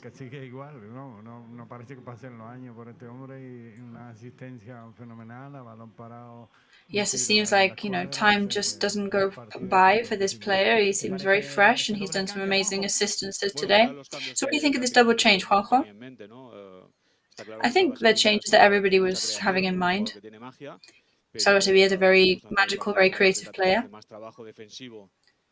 But Galarreta right now can do some more defensive work for the team. And Amat, I don't think he's been very lucky today. He needed to get a bit more rhythm. I think maybe he wanted somebody more positional on the pitch today, Luis García Plaza, and that's why he's changed him now for Antonio Sánchez.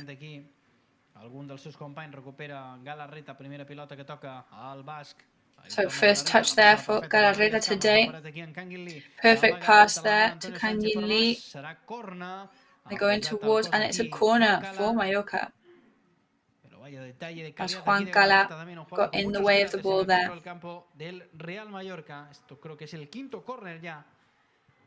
I think this is now the 5th corner for Mallorca today.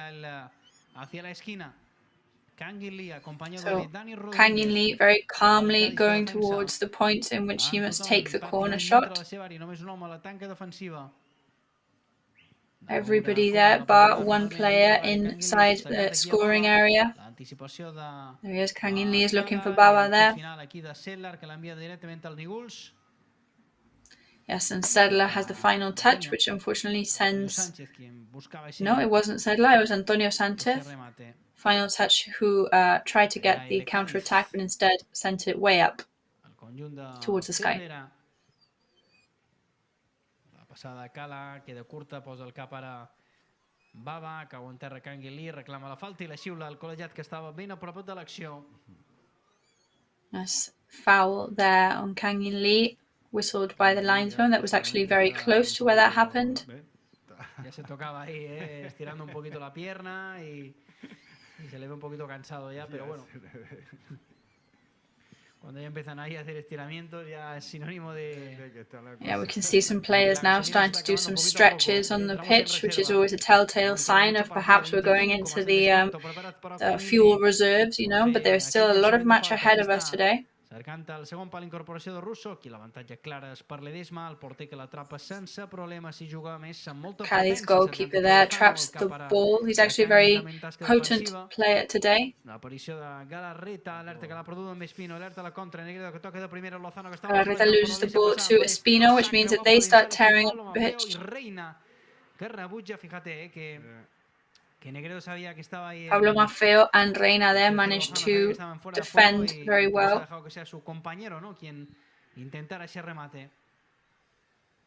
Aguanta el Cádiz, la tornen a posar a l'altre costat. Bon canvi d'orientació, arriba per aquí Perea, empareat amb... Possession back for Cádiz then. La pentina Lozano rebutja a Sedlar i el rebuig final aquí de Franco Russo. Bueno, pues... Shot then by Lozano, but defended by Sedlar and Franco Russo. cercava petroli d'aquesta acció, es veure que estava completament tot sol, però torna a recuperar la pilota el Cádiz, que sembla que li vol posar una marxeta més. Possession back for Cádiz, who are trying to bring the match up a gear now in their favour, of course. Obri cap a l'esquerra per Perea, que per baix, entre línies per Lozano, Lozano que se gira a la passada per alerta que arriba el Cádiz, i aquesta pilota And it's there, and Cádiz are nearly there. Per la frontal de l'àrea petita, boníssima l'arribada per part esquerra d'Espino del lateral. Espino had a very good arrival there to the scoring area from the left. There was a very clear chance at a goal there. Yes, Cádiz seems to be approaching dangerously, and we need to be very careful with that scoring area, otherwise one of them is going to go past. S'ha creuat molt bé per ara el Tigre, se l'ha molt dur per aquesta part dreta, cau en terra cercant aquí la falta, sí, la troba, la xiula al col·legiat, era el que estava cercant i el que ha trobat. Bueno, pues Juanjo, ¿cómo lo ves? 0-1, pero es verdad que el Cádiz cuando llega también lo hace con peligro, ¿eh? So yes, when 1-0 up, Juanjo, but when Cádiz is looking to do some damage, they're managing it, such as the foul that they just had given towards them now. Yeah, I think that I think maybe it is important to give a little scare to the opposing area, and maybe that's what's going to happen to us now, to kind of wake up. And there's a foul there against Antonio Sánchez.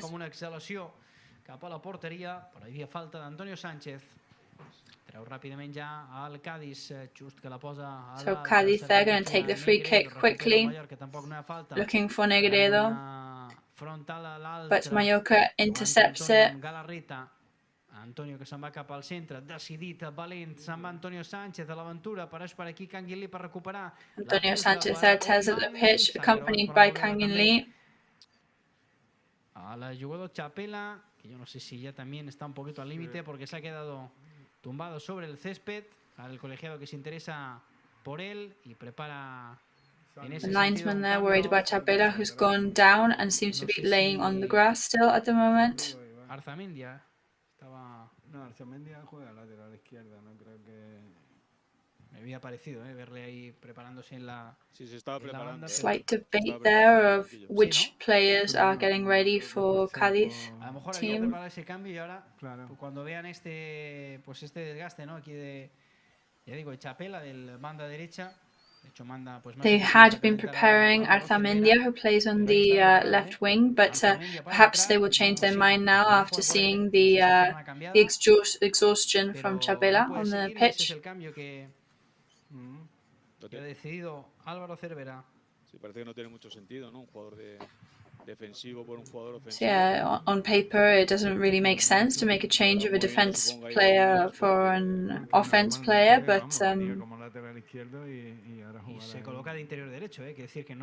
yes, right. Usually he's a left winger, and now he's on right wing midfield at the moment, so that doesn't really make sense.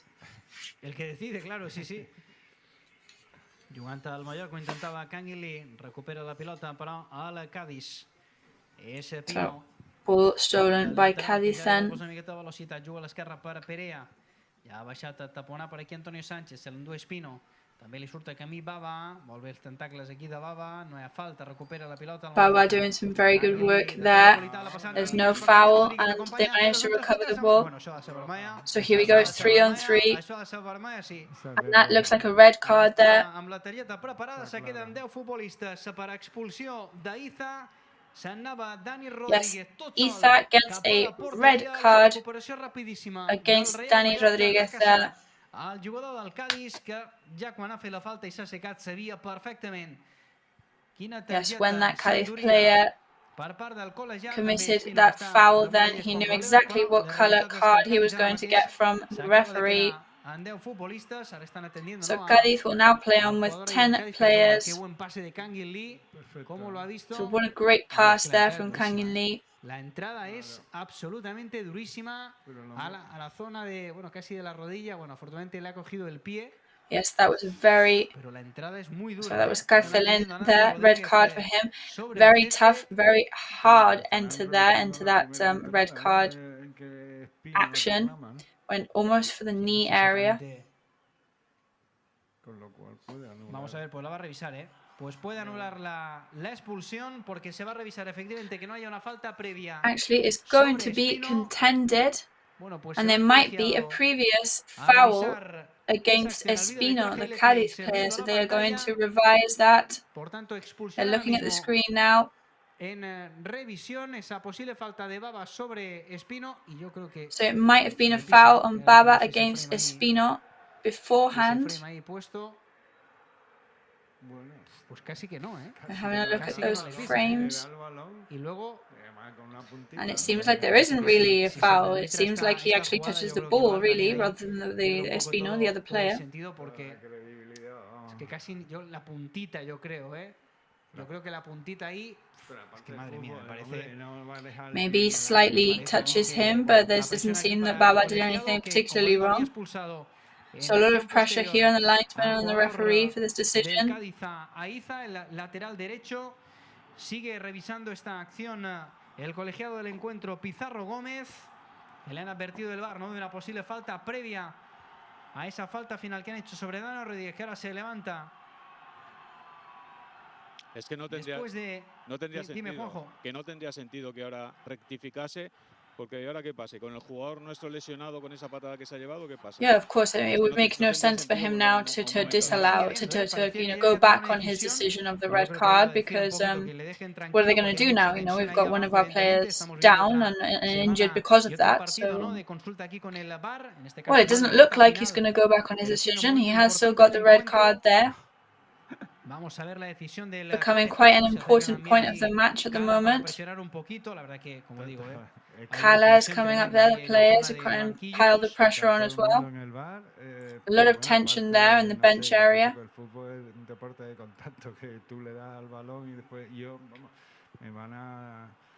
I mean, in my opinion, football is always going to be a contact sport, in the sense that you kick a ball and sometimes you're going to come in contact with another player on the pitch. Bueno, pues finaliza y atención que le va a sacar la cartulina amarilla a Baba, que lo está buscando, y yo creo que and yes, he's looking for Baba, and it looks like he's going to give him the yellow card and instead cancel out the red card. Cancel out the red card on the Cádiz player Espino. So Cádiz will keep playing with 11 men on the pitch then.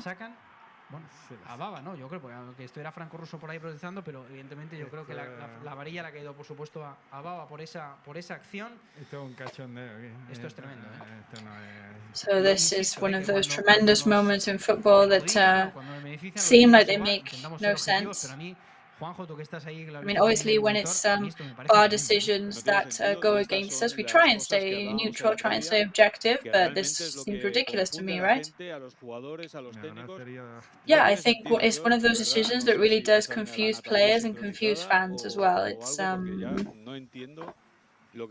don't know whether perhaps I should go and move on to synchronized swimming or something, because I feel like I don't understand football anymore, you know? I don't know what's happening here.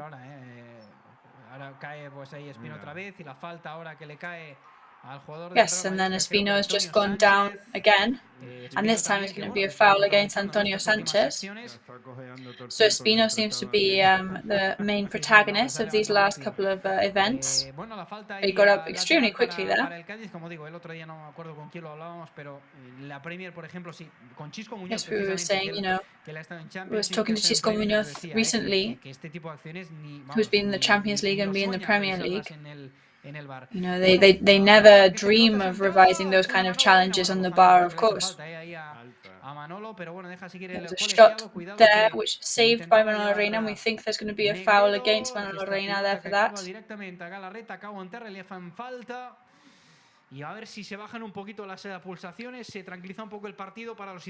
Another foul there against Galarreta, so hopefully we're going to bring the pace down a little bit now, which will favour Real Mallorca after those tense couple of minutes. Para mí que le han hecho falta clara aquí a Manolo Reina, no la ha pitado el colegiado. So obviously the clock is ticking. We're moving towards the end now of the second half. Comentábamos con Chisco Muñoz y nos decía, en la Premier solo se revisan cosas que son graves. Yes, but as Chisco Muñoz was saying the other day, things that get revised in the Premier League by the bar are only, very serious incidents or things that would completely change the match, not just minor, somebody stepping on somebody else half by accident, basically. Yes, because it was the other thing that was the important thing. We were almost nearly lost Dani Rodriguez to an injury there. Del Cádiz, ¿no? Con amarilla. There's another midfielder there from Cádiz with another yellow card for him after bringing down Kang In Lee. Él está haciendo evidentemente su partido, solo faltaría, y es verdad que también estaba cansado, el juego está aquí. That's the yellow card for Juan Cala there. Bueno, Juanjo, no sé qué te parece, momento raro del encuentro, ¿no? Sobre todo después de So Juanjo, a bit of a weird point of the match now, especially after this bar decision. So hopefully this is not going to knock us off track, particularly. En donde pasan cosas, ¿eh? Sí, ahora... So we're 14 minutes away from the full time, and we're starting to enter into that phase of the match where weird things start happening to our team. Yes, there's some very complicated moments for the team right now. Es el momento de los jugadores de peso, de los jugadores importantes que sean capaces de ralentizar el partido, de dormirlos. So it's time for our big players, our best players, to try and slow down the pace of the match. Because obviously we're not interested at all in this going backwards and forwards and all this kind of drama that's going on the pitch. So ball back in Mallorca's possession here. Let's see if we can calm things down.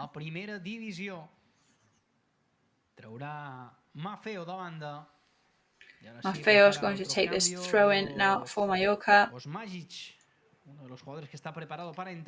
Cádiz is preparing another change here, preparing Osmajic to come on for Cádiz.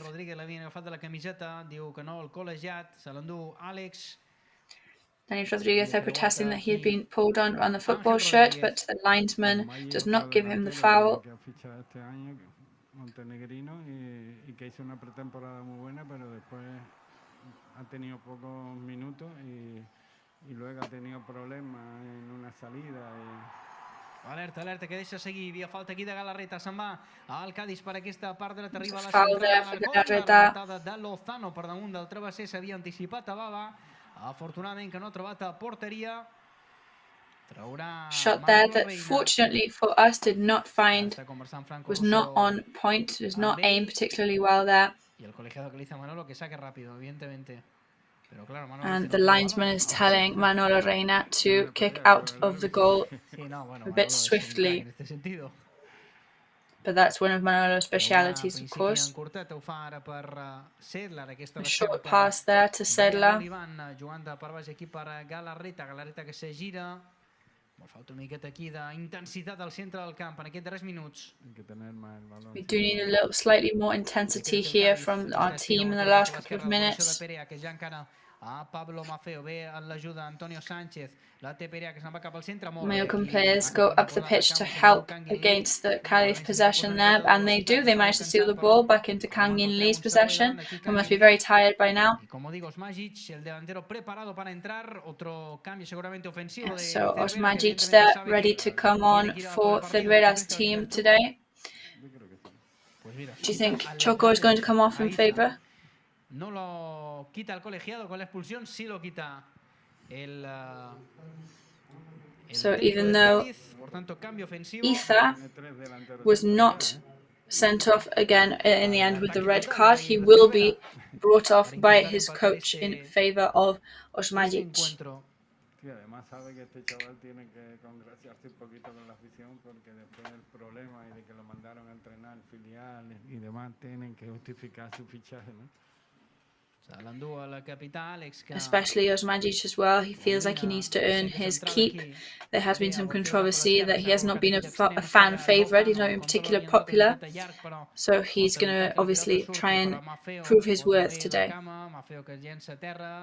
Reclamava la falta i diu que no el col·legiat, alerta que entra dins l'àrea Espino fa la passada per Negredo, no hi arriba. No hi arriba el davanter. Another shot there from Cádiz, the spinal pass to Negredo, but did not reach, did not aim well again. No, va a parar el partido Manolo Reina there. Porque van a atender aquí a Pablo Maffeo, que como digo siempre acaba los partidos un poquito cansados y de hecho está preparado ya. We're going to just stop the match, stop play a second to attend to Pablo Maffeo, who always ends up exhausted by the end of matches. Maffeo is just, he's done, he's completely exhausted now, and Joan Sastre is going to come on now, 81st minute of the match. And the referee seems to have, and they've just shown Luis García Plaza a red card. He cannot believe it. He doesn't seem to know why. They must have heard something that has been said. But yes, he has just been sent off the pitch, direct red card.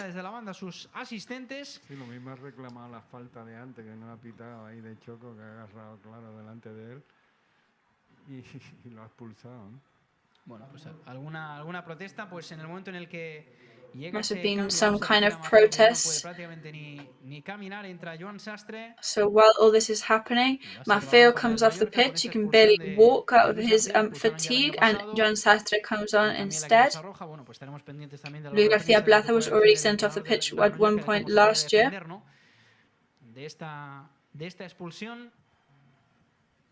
So obviously we'll be eager to hear from him later, see how he reacts to this expulsion from the pitch. So Kangin Lee there trying to create some damage. Espino steals it, who's doing a sensational match for Cádiz there.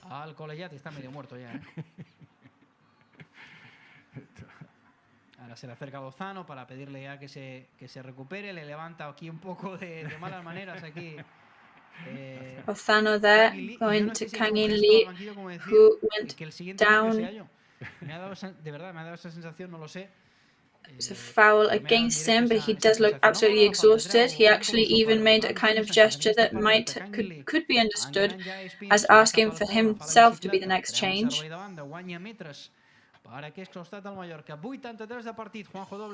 But throw in here for Mallorca, gaining some meters in the last couple of minutes of the match.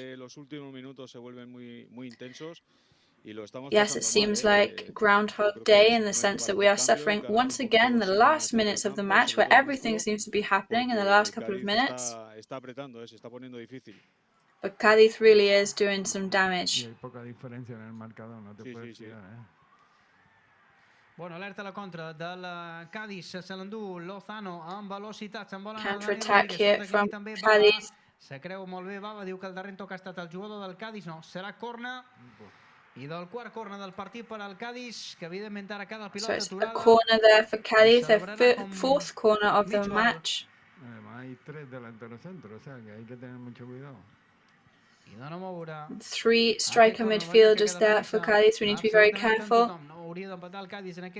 Everybody up there defending for Mallorca right now.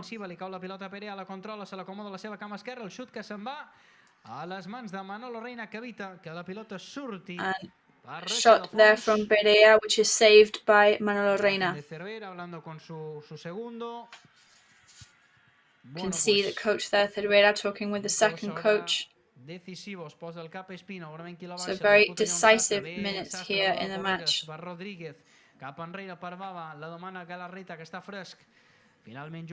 Galarreta there asking for the ball, who feels probably much fresher than a lot of the other players.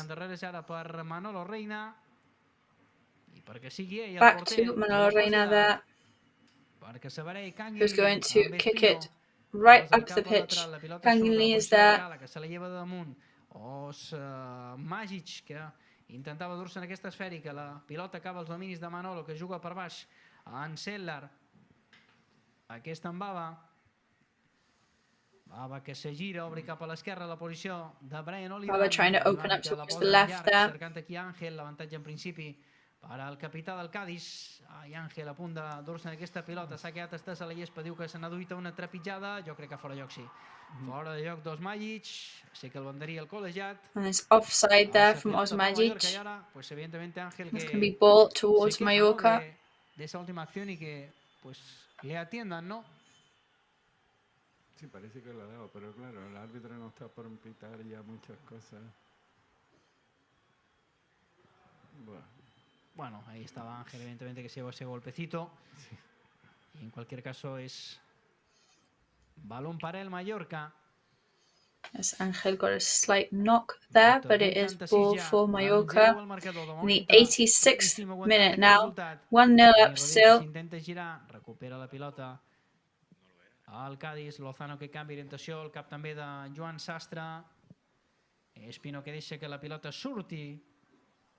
Espino there, letting the ball go out, so that then he can take this throw in, who passes it to Lozano and takes it up his end of the pitch. And Sedlar there. Yep, Sedlar is going to come off. Sedlar commits a foul there. So he already had a yellow card and he is going to be sent off now. Another yellow card for Sedlar.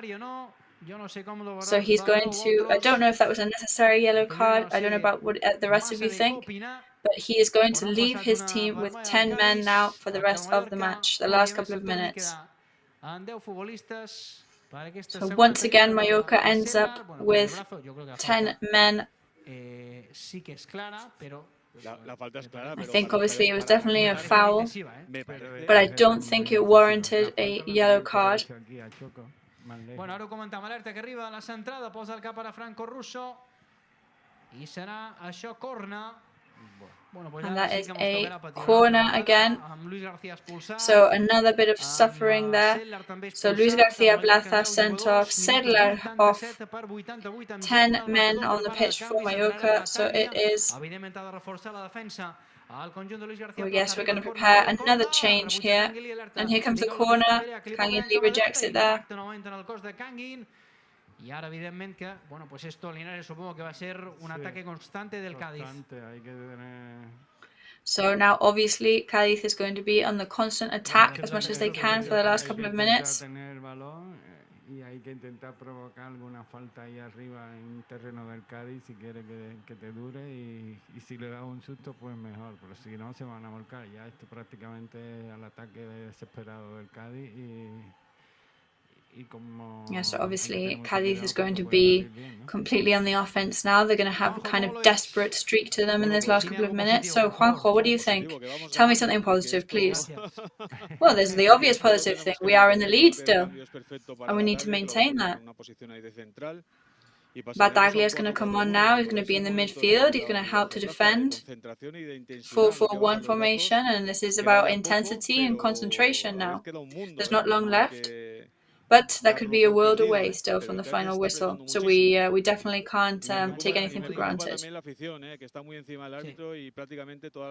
And also the fan base are worrying us as well, because obviously they're very on top of the referees and the linesmen, so all the decisions do tend to swing towards Cádiz's favour at the moment.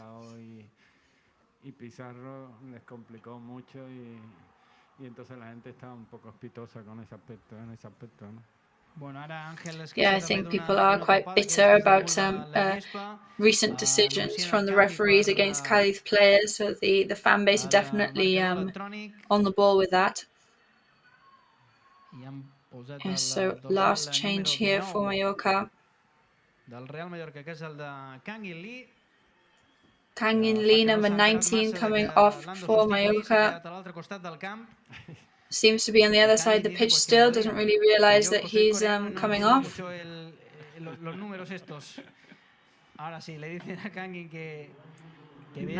Now they seem to have told him that yes, he needs to come off the pitch.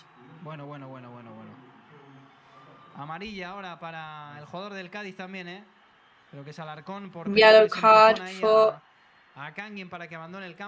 Alarcón, Cádiz player, for giving Kangin Lee a push to get him off the pitch, almost like a father telling off a son to get him off the grass. But yes, Battaglia is coming on to substitute him, and I guess that is football, isn't it? Us playing now one man down. So 6 minutes of extra time. Yeah, some critical minutes now for us. And then Ángel tearing up the pitch there.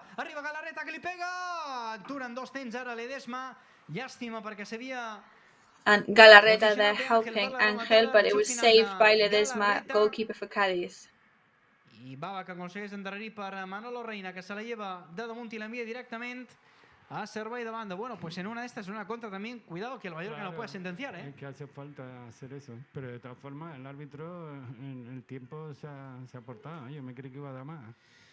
Bueno, Linares, que después de ver los partidos. Solo te hemos contratado por 90 minutos y nos están regalando 6. Obviously, we've only hired you here, Linares, for 90 minutes. So even though you think that the referee could have given even more extra time, you should be grateful that it is only 6 minutes. Otherwise, we'd have you here working for free for even longer. There's a throw in there for Cádiz. As we've been talking, a minute and a half of extra time is already done, and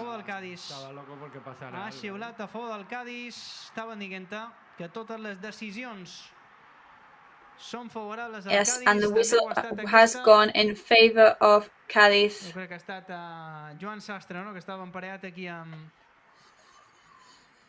think that the ball might have come off Joan Sastre then. As soon as there was any type of contact, he threw himself on the ground there, the Cádiz player, and has managed to get a penalty here. Negredo for Cádiz.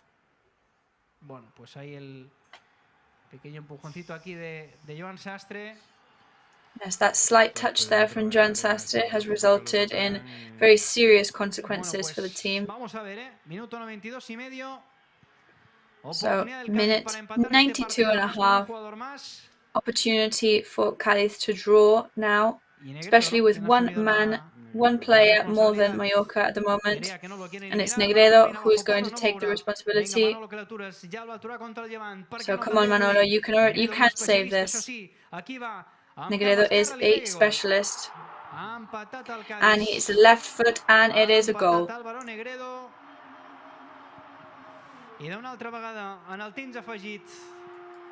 So once again, Mallorca draws in extra time, which prevents them from winning the match.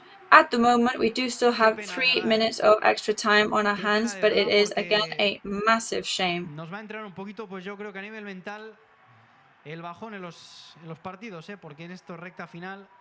I think this is definitely going to affect us mentally, the fact that 3 matches now that teams have scored in extra time.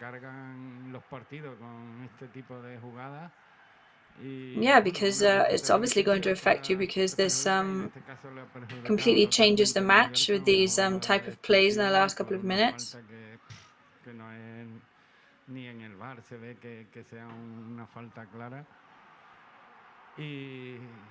Y se te complica el partido a ti con una expulsión, al final eres tú el que queda con uno menos, ¿no? Yes, so from looking like we were going to be 1 player up from Cádiz, we ended up being 1 player down at the end, with some tricky VAR and tricky refereeing decisions, but yes, it's a play that could have been defended in a different way. You shouldn't really do those kind of touches in the last couple of minutes of a match, but we've still got 2 or 3 minutes on the clock, so it's not over yet.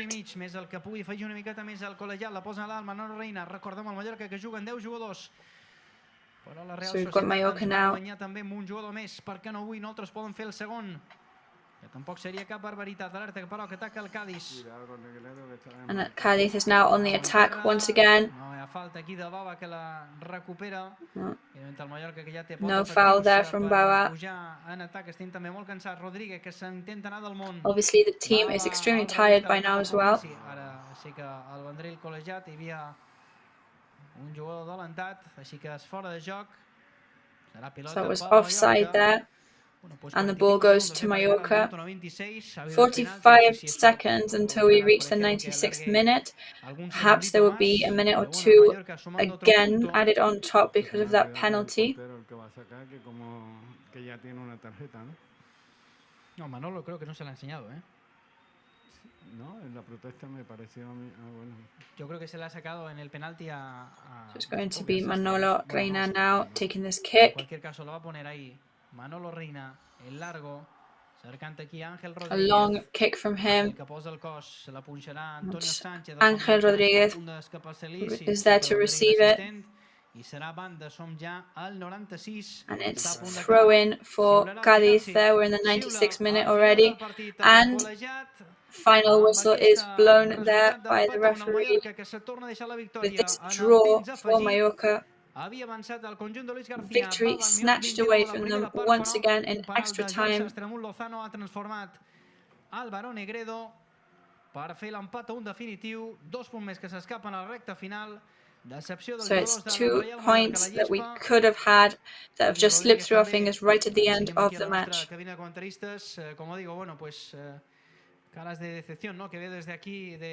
Obviously, very disappointing faces here from us two in this commentary box. Está realmente tocado y bueno, pues Manolo Reina habla aquí hablando también con Lozano. Bueno, pues you see the players there on the pitch, obviously devastated with this result. So again, Mallorca fans extremely disappointed by this Groundhog Day result.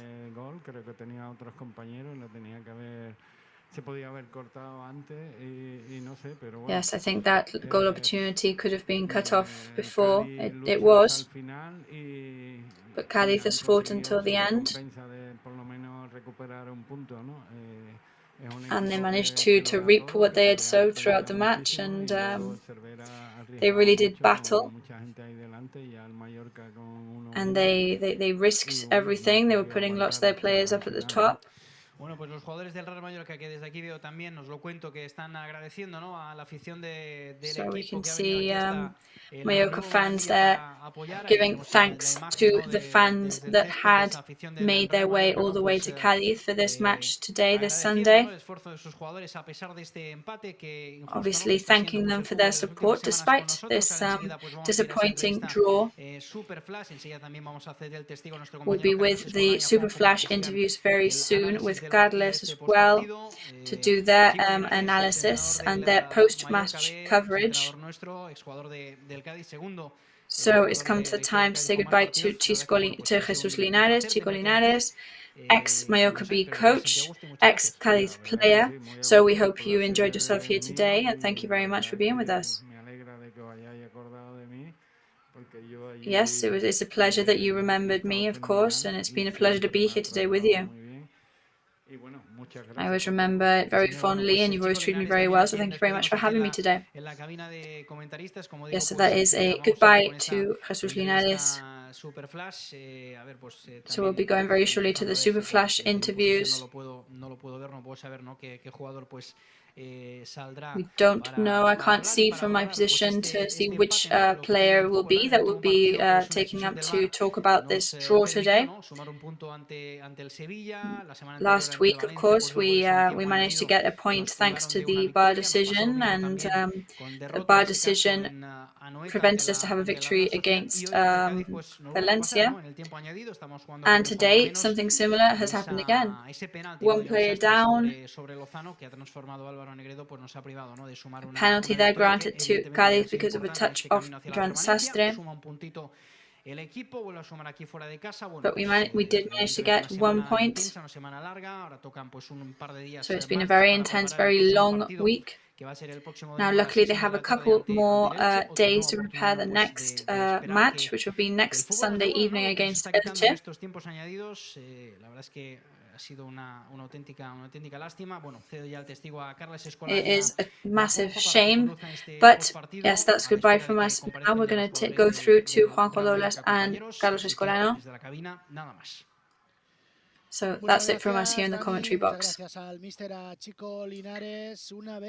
thanks there to Dani and to Chico Linares.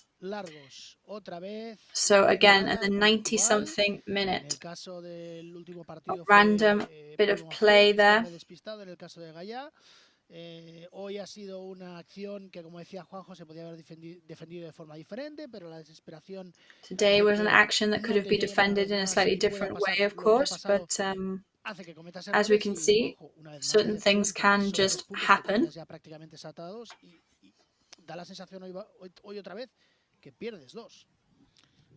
So we do kind of feel that we have lost 2 points today, right? Yeah, it's the kind of match that you end and you feel that you don't feel that you've gained 1 point, you feel that you've lost 2 points.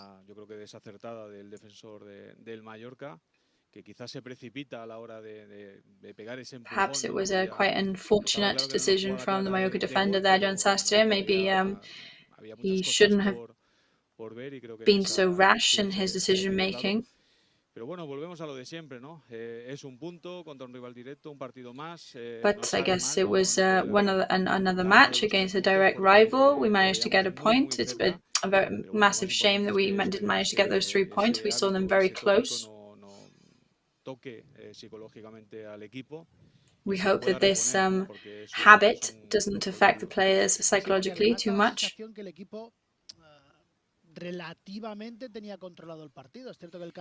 Yes, because it did seem like the players were in control of the match relatively. Yes. So before analysing, we're going to go and talk to the state. We're going to go to the stadium. We've got. Yeah, I think we had the match under control in the second half. Then we made another mistake in extra time, and 2 points have slipped away from us, and it's very annoying. But we have to see positive. We've gained another point, and we have to fix those errors that we made. Very conflictive today with the bar, right? Which also ended up with one of the CÁDIZ players being sent off the pitch, and then looking back, and then there was no red card, and there ended up being the yellow card for one of our team. Yes, it's very confusing, the bar decisions, to be honest. We never know which way they're going to go.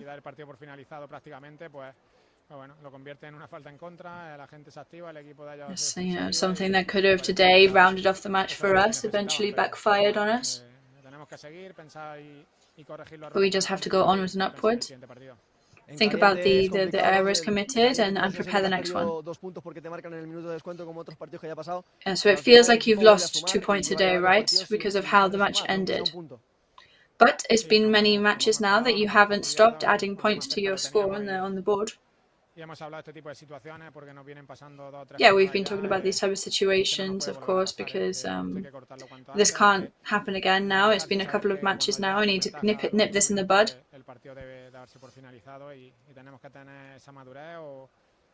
And we need to, we can't think that the match is over after the 90th minute, so we need to get that bit of maturity there and work on that. Yeah, so it seemed like nothing was going to happen because CÁDIZ wasn't creating dangerous moments. Yeah, we'd controlled the match very well. First half an hour was great. The last bit of the first half was obviously not so good because they had a lot of chances of scoring.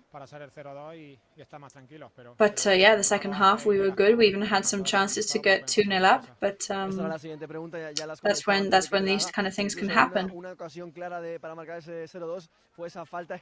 So yeah, very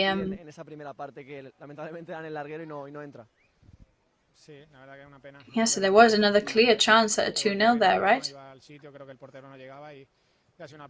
Yeah, I mean, I kicked the ball properly well, I aimed well, the goalkeeper didn't seem to reach it, but yeah, it didn't go in that time.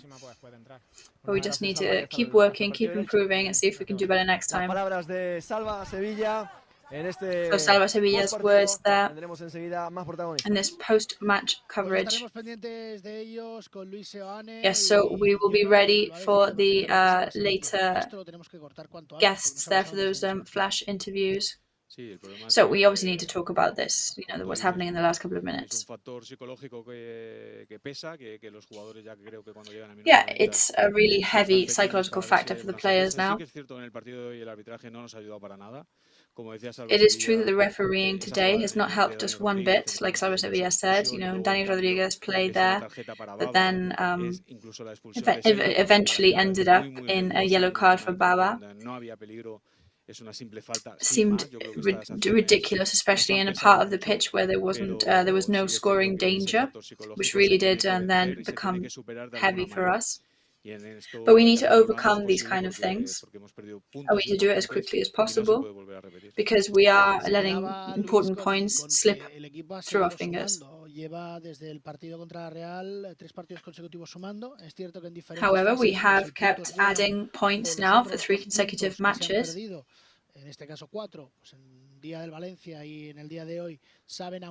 But these points that we have managed to get, I mean, I know they don't feel the same as if we'd won the matches, but yeah, of course, I mean, but we are getting the points, and they are being away points as well. But of course, when you are away, you need to at least try and get a point.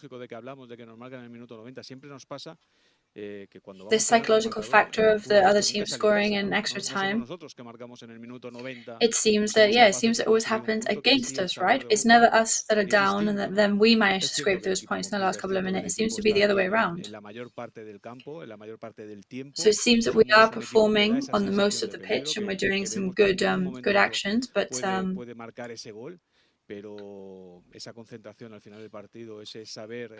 we seem to be losing that concentration right at the end of the match. But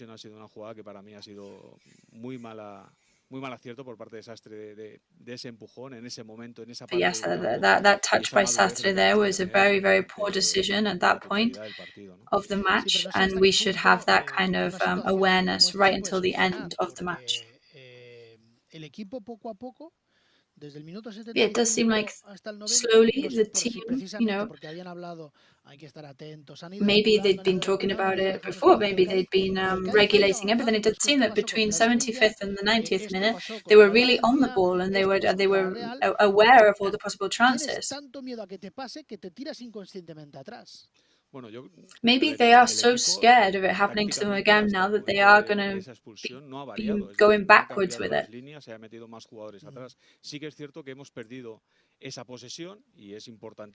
Yes, it is true that we started losing possession towards the end, which is something that we need to try and maintain. Yes, obviously that meant that then there was more players in their scoring area. We do need to get that point of bravery, because as well, Luis Garcia Plaza is always very supporter of being bold and brave in people's actions. I think it's a maturity thing, really, to be able to know what point of the match you're in and then be more resourceful from there. There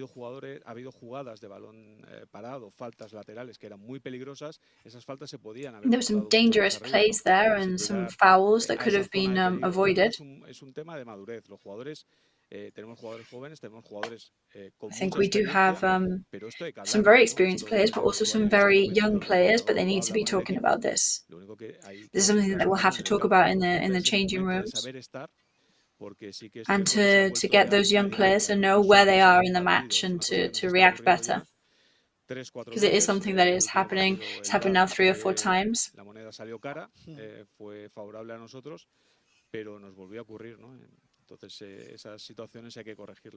Yes, and it's happened again now today, so we need to start to avoid that. So can we train that? Is there a way that to avoid that, or is it just that from experiencing it you learn to avoid it?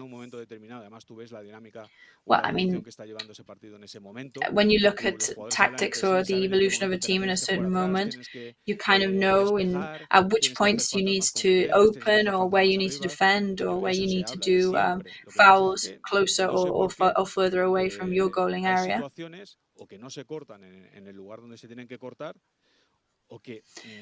But there are decisions that seem not to be closed off. But today we committed some fouls in some very dangerous areas. Obviously, the players are going to have to talk about this in the change rooms. I'm convinced that they do. No sé si esto puede ser, sacando la nota positiva, beneficioso para un and obviously on a positive side now, maybe this could be beneficial for a future.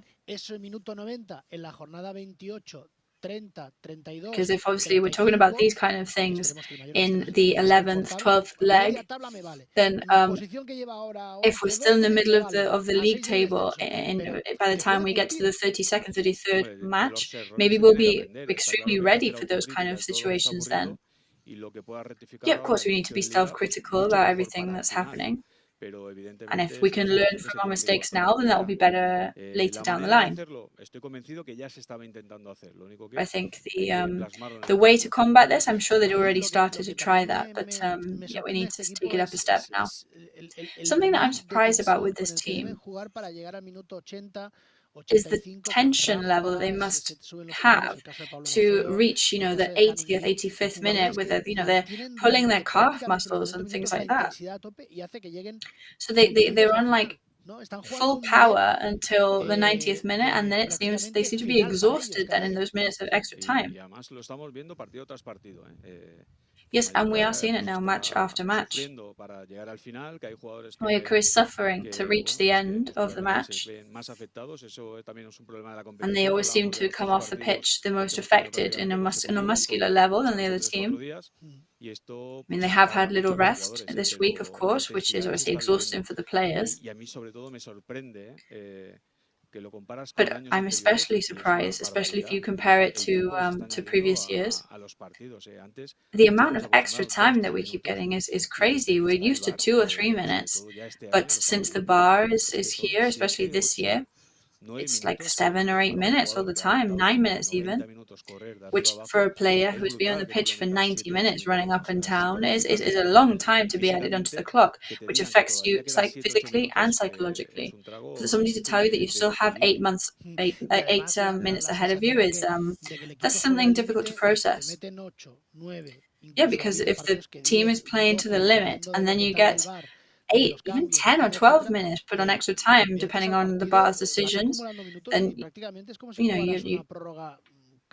it's almost like you're doing like a proper extra time, like you're almost like a full half. I mean, of course, Mallorca's not so used to international matches, so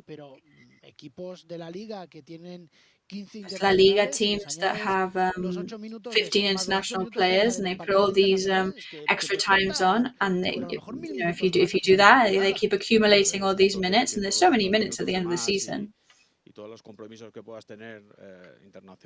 Yeah, all these extra minutes that they have, in the match, completely exhaust your players. I'd like to reflect on something a minute, which I've been thinking about. These difficult extra time matches, which have been Real Sociedad, Valencia, and this one against Cádiz, they've always been away. No, on Wednesday against Seville here at home. We didn't suffer so much in extra time, and I think the weight that the fan base has in extra time of supporting the team, putting pressure on the referee, it really does have a massive effect. In my personal opinion, I don't think the referee was brave today. I think that when there were very balanced decisions, he went away. He went towards the home team's favor. So obviously you need to be concentrated throughout the match. But if we analyze the situation, these three scenarios have always been away, where the opposing team has definitely had a lot of help from their fans there, which have also put pressure on the referee to, which I think produced these kind of circumstances which end up favouring the other team. So we're going to the press conference room of the Nuevo Mirandilla, and we've got Luis García Plaza there. I hope we don't miss these points that we're letting slip through at the end, but they keep getting away from us in extra time.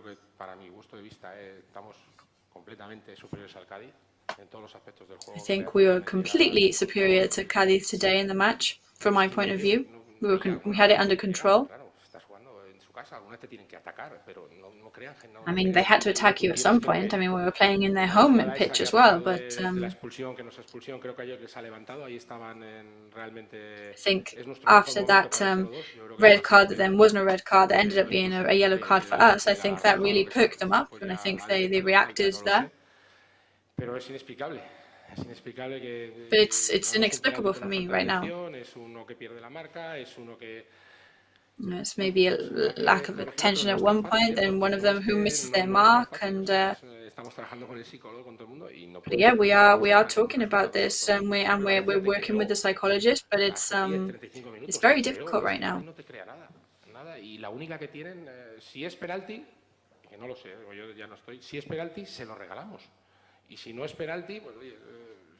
No, the only real chance that they made them score was a penalty, and we gave them that penalty. So it's extremely difficult. I think the image that we are giving when we go away from a team like ours is completely different to the one that we were projecting at home, and it's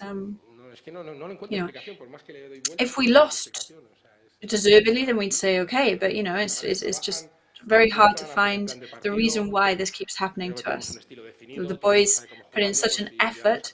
Everybody knows how we're playing now. We've got this defined style. We're doing our style of football, whichever stadium we visit. But if we don't get that 2-0 up, then this keeps happening. So I hope we don't miss those points towards the end. We're happy at the moment because any point away from home is always good. But of course, we can't say they're good results, So why were you sent off today? Well, I don't know. I mean, I think I said to Pedro, and it was honestly in this tone. Nothing is whistled in our favor. And I don't know, I mean, maybe a yellow card for me, okay, but I swear I didn't say anything else. But yeah, that's what I said, that nothing is getting whistled in our favor. I didn't say it in a rude tone or anything, but yeah, I mean, it seems that sooner or later I'm not even going to be able to talk on the pitch.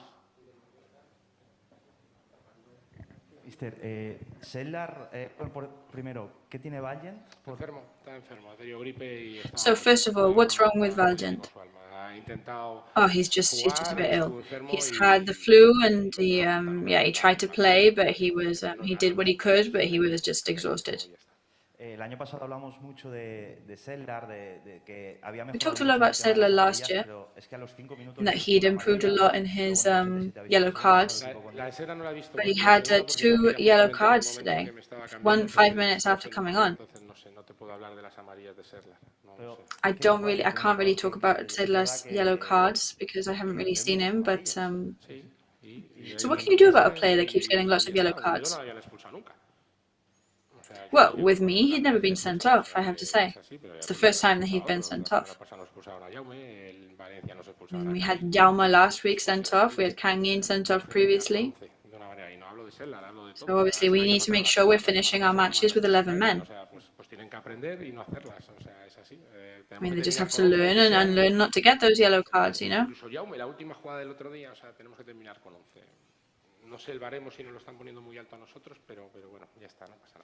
We don't know whether the standard is high for us at the moment, and that's what's happening, but I have two feelings here. Firstly, I'm proud of how we're playing and what we're doing, and I'm so happy that we are doing what we propose to do, but the second feeling is extreme frustration. It's 5 minutes now that the match gets flipped in its head in extra time. And it's something that's very hard for us.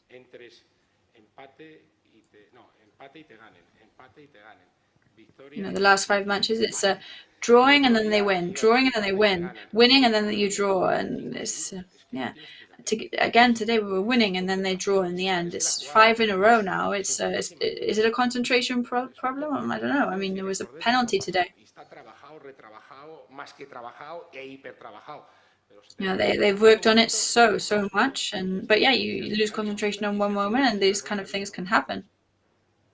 And if it was our fault, then it was a very serious fault. But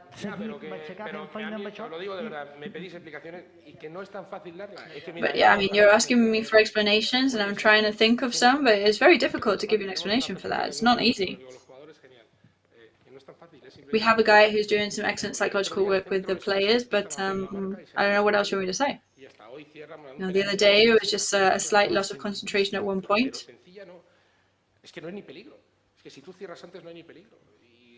And yeah, it was an opportunity that they would just against Valencia just wasn't dangerous at all, but it was a mistake. So the only thing we can do is trust them and work hard and remind them that we can't let these chances slip through.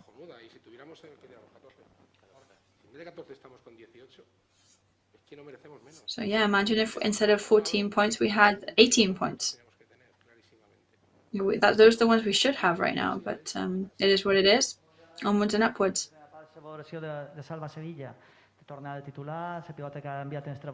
So Salva Sevilla is back.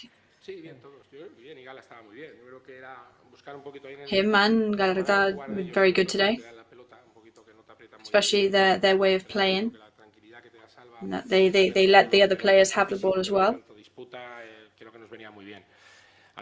I think they were very good for us.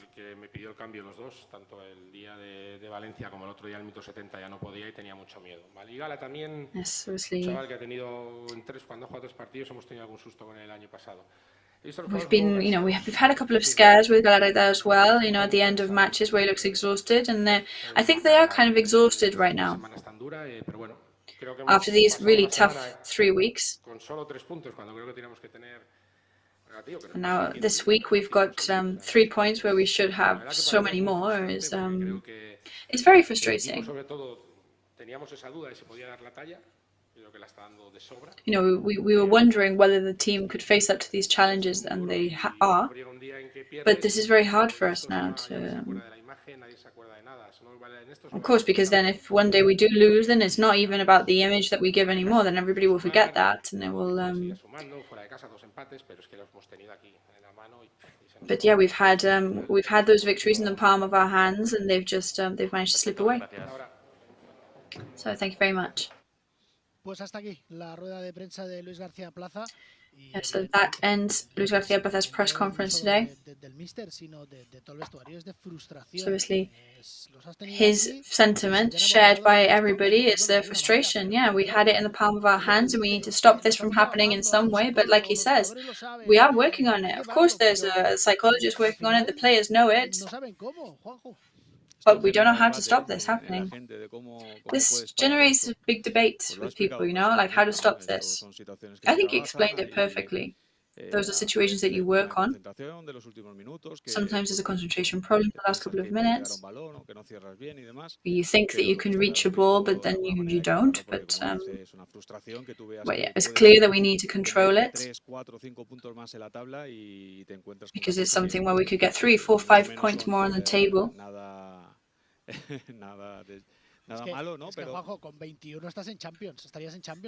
Because obviously if we had 21 points, we'd actually be in like a Champions League level right now, you know. But well, for me, it would be enough to end the matches in the way that we deserve to, not suffering like we have.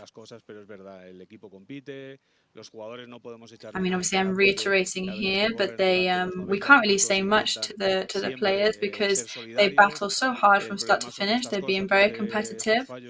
It's these little things, these little concentration mistakes that are damaging us in the last minutes. Like we always say, we are Mallorca. We are soldiers, and we know that we need to suffer. Claro, es lo que le dice Luis García Plaza, ¿no? En 5 partidos. Well, like Luis García Plaza says, right? We had last 5 matches. Yeah, we've gone from having some of these like really good results to eventually draw and to get points, which I mean it's good, but you know, to add point by point is not good enough for us. You know, we had those opportunities. But the team is competitive. They work hard. They face up to their rivals, and that's what we need to work with. I mean, the win has to be on the cards for us, right? The win has to be on its way for us. Yeah, I think everybody sees that. Both Mallorca fans and non-Mallorca fans, if they watch a Mallorca match, they can see it's the team that is offensive and that they want to touch the ball, and they are daring and they're showing high quality game. So the results will come.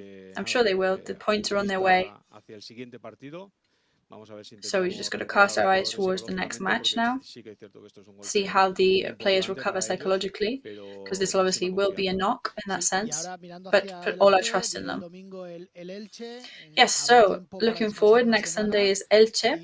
They've got a week's rest ahead of them. So as Luis García Plaza was saying, not only psychological preparation, but it's of course about resting and recovering the players that are exhausted now. They've had 4 extremely tense matches. You know, we had Levante and then we had 2 away matches and then back here against Sevilla only a couple of days later, and now back away again now in Cádiz. Yeah, I think this whole week to recover is going to be very important for certain players who've been physically punished for in these matches recently. So it's important for those players to try and have an opportunity to refresh themselves. I mean, not to be too repetitive, but I think the match today has been different to the last couple of occasions. I think today the referee did really have a lot of weight on those final decisions and final outcome. I don't think the referee was brave enough today in the last minute. Every time there was a divisive decision, he went in favor of Cádiz. I think the red card was completely invalidated. I think, you know, that red card for Cádiz that then became a yellow card for us is actually ridiculous, ludicrous, and I think it gives a bad image to Spanish football. In fact, I think in other international leagues this would not have happened. And I think so this does not have very much to do with the performance level of Mallorca in recent weeks. So I think it's important to see how Mallorca is doing well, and they are competitive. They are at high level, so let's hope we can get those 3 points against Elche. Yes, so Elche has been competing well recently. They recently did lose 2-1 though. El propio Real Mallorca pues es un equipo que también ha tenido ese sube y baja y que se ha afianzado en la categoría y que es un equipo que oye que so it is so similar to Mallorca. It's they're being very competitive and it's going to be another tough match. Ese otro equipo que está en esa zona confortable, podríamos decir, de la tabla, pero que so it's one of those other teams that are also in their comfortable middle of the table like Mallorca. Yo no te hablo del Martínez Valero, pero aquí en casa hay que sacar sí o sí los 3 puntos. But obviously we need to get those 3 points against them, especially at home. Yeah, I think when we're at home, never mind the rival, we always have to try and get those 3 points. ese 1-2. En los últimos minutos estaba I think their 2-1 defeat in the last couple of minutes was, y el Elche estaba apretando, volvemos a lo de siempre, no son equipos fáciles. I mean, they were nearly there. They were putting the pressure on the last part of the match. So the pressure will definitely be on, for sure. Sabes que te lo va a poner muy difícil, pero como And they know they're not going to give up easily. But when we're at home, contra estos equipos we just need to put up a fight against these teams and go for those 3 points, and hopefully the victory will follow. So having this 7-day margin now that the team is going to have before the next match, so we see things from another perspective, right? You know, when we think about, we've only had like three days to kind of recover, and now we're going to have some time to take a step back, look at what we could have done differently, consider the results we've been having, and maybe having a new, more distance perspective. Yeah, I think having all these consecutive matches, having a rest of 7 days is going to be good to analyze everything that's been happening. The players will be able to cover it in a calm way. It's important for us too. But yeah, when things happen like we have been happening lately, it starts to become a routine. I think it's good for them to have time in the middle to start to pause, to analyze, to do some self-criticism and self-analysis. And I think it's going to suit us very well. We're going to listen to the CÁDIZ coach as well, who is an extremely impassive person right up until the 91st minute today. That was the first time we saw him express himself.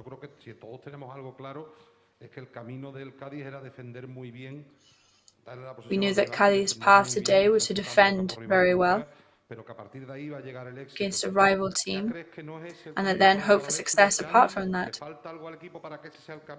So do you think the team is lacking in something? No, for me the path is always to defend well. But to limit yourself only to defending well is impossible, especially in the top tier. We're up against, some of the best teams, best players in Spain and in the world. So, I mean, even if you're defending well, they can get the balls past you. So it is always the path to defend well, for sure. However,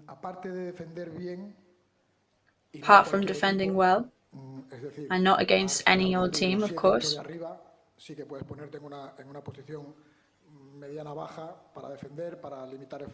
you can always stay, but you can't always defend the same against all different teams. And then the further back you go, obviously, the longer we've got to get up the top. In Villarreal last week, when they don't, some of the teams don't come out with all guns blazing,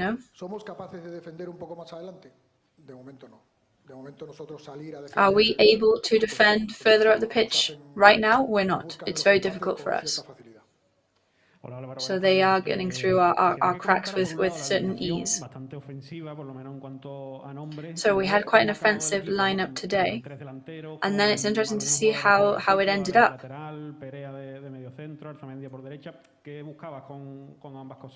What were you looking for with this lineup today? Well, it was a pretty standard lineup. Putting 2 central midfielders, such as Fali when he plays, and Tomás as well.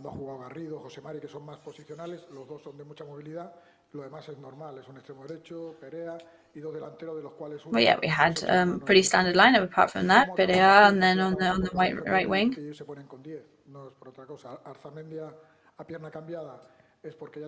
And then how the match ended? Well, it ended like it was because of how we were playing and because they ended on 10 men.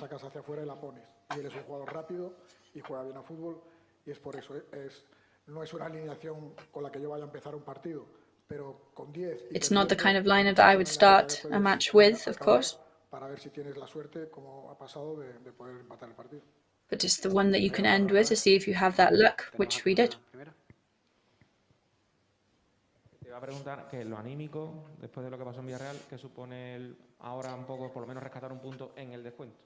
So, how is the morale now after the defeat against Villarreal and then after the draw today?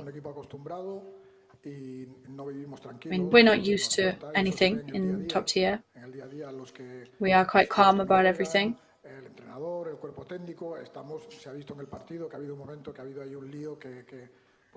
You know, we saw this in the match. There was a very dramatic moment that we're not very used to.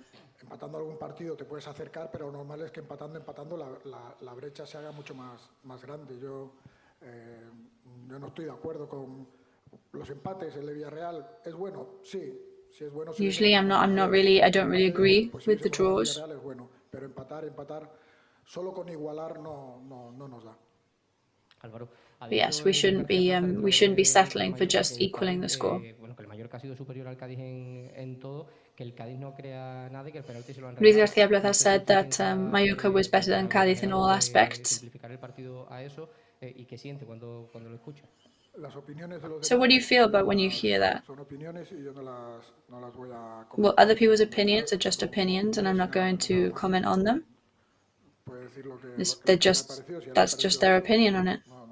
If he thinks that's the way, then that's fine. That's his choice. Andone no ha podido jugar, está empezando a jugar y no está al 100%, José Mari no está todavía, ni se le espera, parece.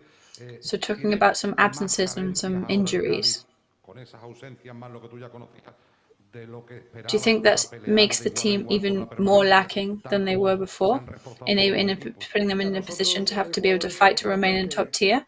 Que no se construyésemos el equipo alrededor de ellos, pero sí el juego del equipo estaba un poco basado en la Well, we are missing some players that I wouldn't say we build the team around them, but they are key and important players for the team that we've been missing since the beginning of the season. And it's difficult, we're struggling. But if we look only from the perspective of Cádiz, then yeah, we made some mistakes. So that was the Álvaro Cervera's words there from the press conference room. So I wouldn't say, like, as from the journalist's words, I wouldn't say that Luis García Plaza had simplified the words there. For example, I don't think that journalistic question was not very well formulated there, because Luis García Plaza did give that question a 2-minute answer. So sometimes you can simplify words and then it completely gives the wrong impression.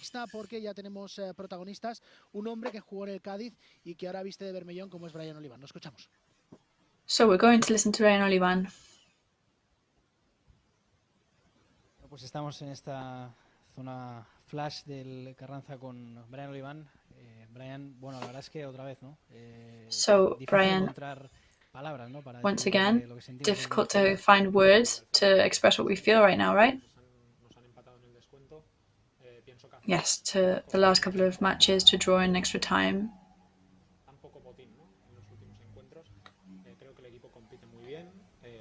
It feels like we're performing and competing so well to then kind of get those results at the end. You know, from getting too relaxed or from our mistakes, just let it slip through our fingers. I think the second half we were in control.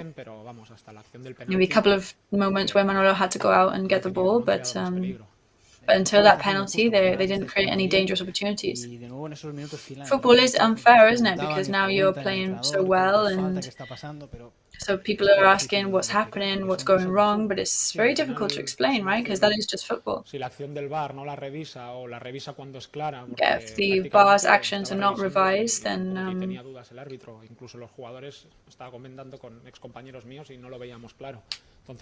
yeah, it seemed like we were talking about with teammates, and it didn't even look very clear. So obviously, I'm not making excuses, but if it was a it looked like one of theirs was coming off, and then in the end, 5 minutes later, one of ours was coming off, and it's just a very complicated thing. Right now, we can't think about it with a cold head. It's too soon. But we've got to go over it, reflect, and be more self-critical, I guess. Because I think up until like the 90th minute, we're doing very complete, very all-rounder matches. It seemed like all the refereeing decisions today were going towards Cádiz, right? Yeah, it feels like everything is going against us at the moment, to be honest. Hopefully, at some point, the dynamic is going to change. And that hopefully, you know, we're not going to lose it in extra time. One of our players aren't going to go off. But yeah, I really don't think we deserve the few points that we have. I think we deserve a lot more. So Elche next week after a full week to recover and rest. So looking forward to it. Yes, we're really eager to try and get another victory and do it for the fans as well. Starting a clean slate now, new week. We've had a lot of matches recently, a lot of massive effort, complicated match against Seville. And now Cádiz, which always playing in the stadium, is very difficult. So we've got a week now to rest, clear our minds, and approach the next match as if it were a final. So you're back in Cádiz now on a personal level, which has obviously been a very important city for you. When you know you ex-player of the team, you were very loved here. Yes, it was the team that gave me the opportunity to play on a professional level. It will always be very special to play in this stadium because it was an amazing time of my life there, and the fan base really does live football in a completely different way. They support their team amazingly, and for me, it's been quite a special match. So Brian Olivan there, and his words. So thanks for that, Danny. There, I'll take away the sentence of that hopefully we'll flip a coin, it will be heads for us, right? So I think that's what we need to remember. So hopefully things will start working out in our favor and go our way. So Mallorca has done such good matches. I mean, obviously we can't expect those 21 points to be in a Champions League level, but maybe to have those 18 points and be in a very comfortable position of the board. So we've also got Antonio Sánchez there in Cádiz. So we're going to Danny there with him. Estamos ya con Antonio Sánchez.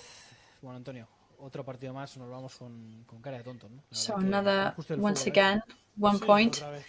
Unfair football, right? Yeah, I think we did a great match. It was a 3-point match for us, to be honest. We're going to have to think about this now. It's a couple of matches that this keeps happening. We need to fix it because we can't keep losing so many points for the good matches that we're doing. I guess that's a positive though, right? That they are doing good matches. I don't know, it could be luck, concentration, extra time. Yeah, I think it's concentration errors, being, you know, 200% in the match. But I think we'll be able to fix it. Yeah, it feels like the refereeing decisions today all went against you. Yeah, I think my teammates will agree with me. I think the referee's way of treating us today wasn't very good. We always kind of feel like they're treating us as inferiors. We don't feel that we deserve to be treated like that by the referee. We think we should all be equal. And we have to complain because otherwise these kind of things will get out of hand. So obviously there was a possible red card there against Danny, who almost got injured, and then it was eventually cancelled, the red card. Yeah, that's the thing, like you forgive that, which happened against Danny.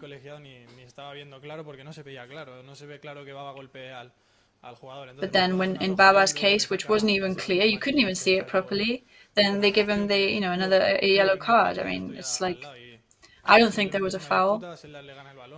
I think it was just like a disagreement there with the ball. I think we need to try and change it because we can't stick out the whole season like this. So there's a new opportunity now next Sunday with a couple of extra days to prepare. Yeah, it's about resting, recovering, and also to have a mental rest too, because it's been tough to have so many matches and come back with everything. So Antonio Sanchez there in the flash area of the stadium. So Dani, safe journey back to Mallorca later. So like Antonio said, I think we've been treated in a way that if we don't complain, then nothing is going to change. Sometimes the bar obviously is an amazing tool, but sometimes it's not well applied, especially in Spain.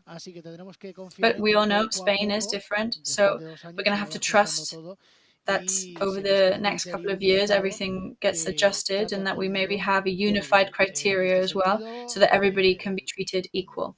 The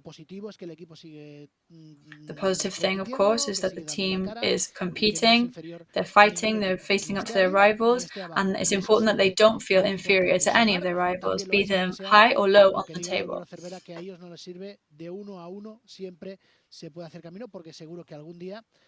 However, point by point, it is true that that's the way to make our path right now. So we'll see you next week. So thank you very much, Juanjo. It's been a pleasure. I'll see you next week against Elche and hope for the victory. So we'll hope that it is on its way next Sunday. So after a week now in which everybody can calm down and take a breather after this 4-hour and a bit coverage of the match today, so everybody can make their way home now and get ready for the match next weekend. Que es la que tiene el equipo del Real Mallorca y también evidentemente tanto Dani como Juanjo como el equipo de producción. So obviously trying to always take everything with a pinch of salt and objectively and getting the best loyal information from all our researchers. So we'll see you next Sunday then from around 5 p.m. more or less, hour and a half before kickoff, and we'll be back here providing this coverage. So thank you very much.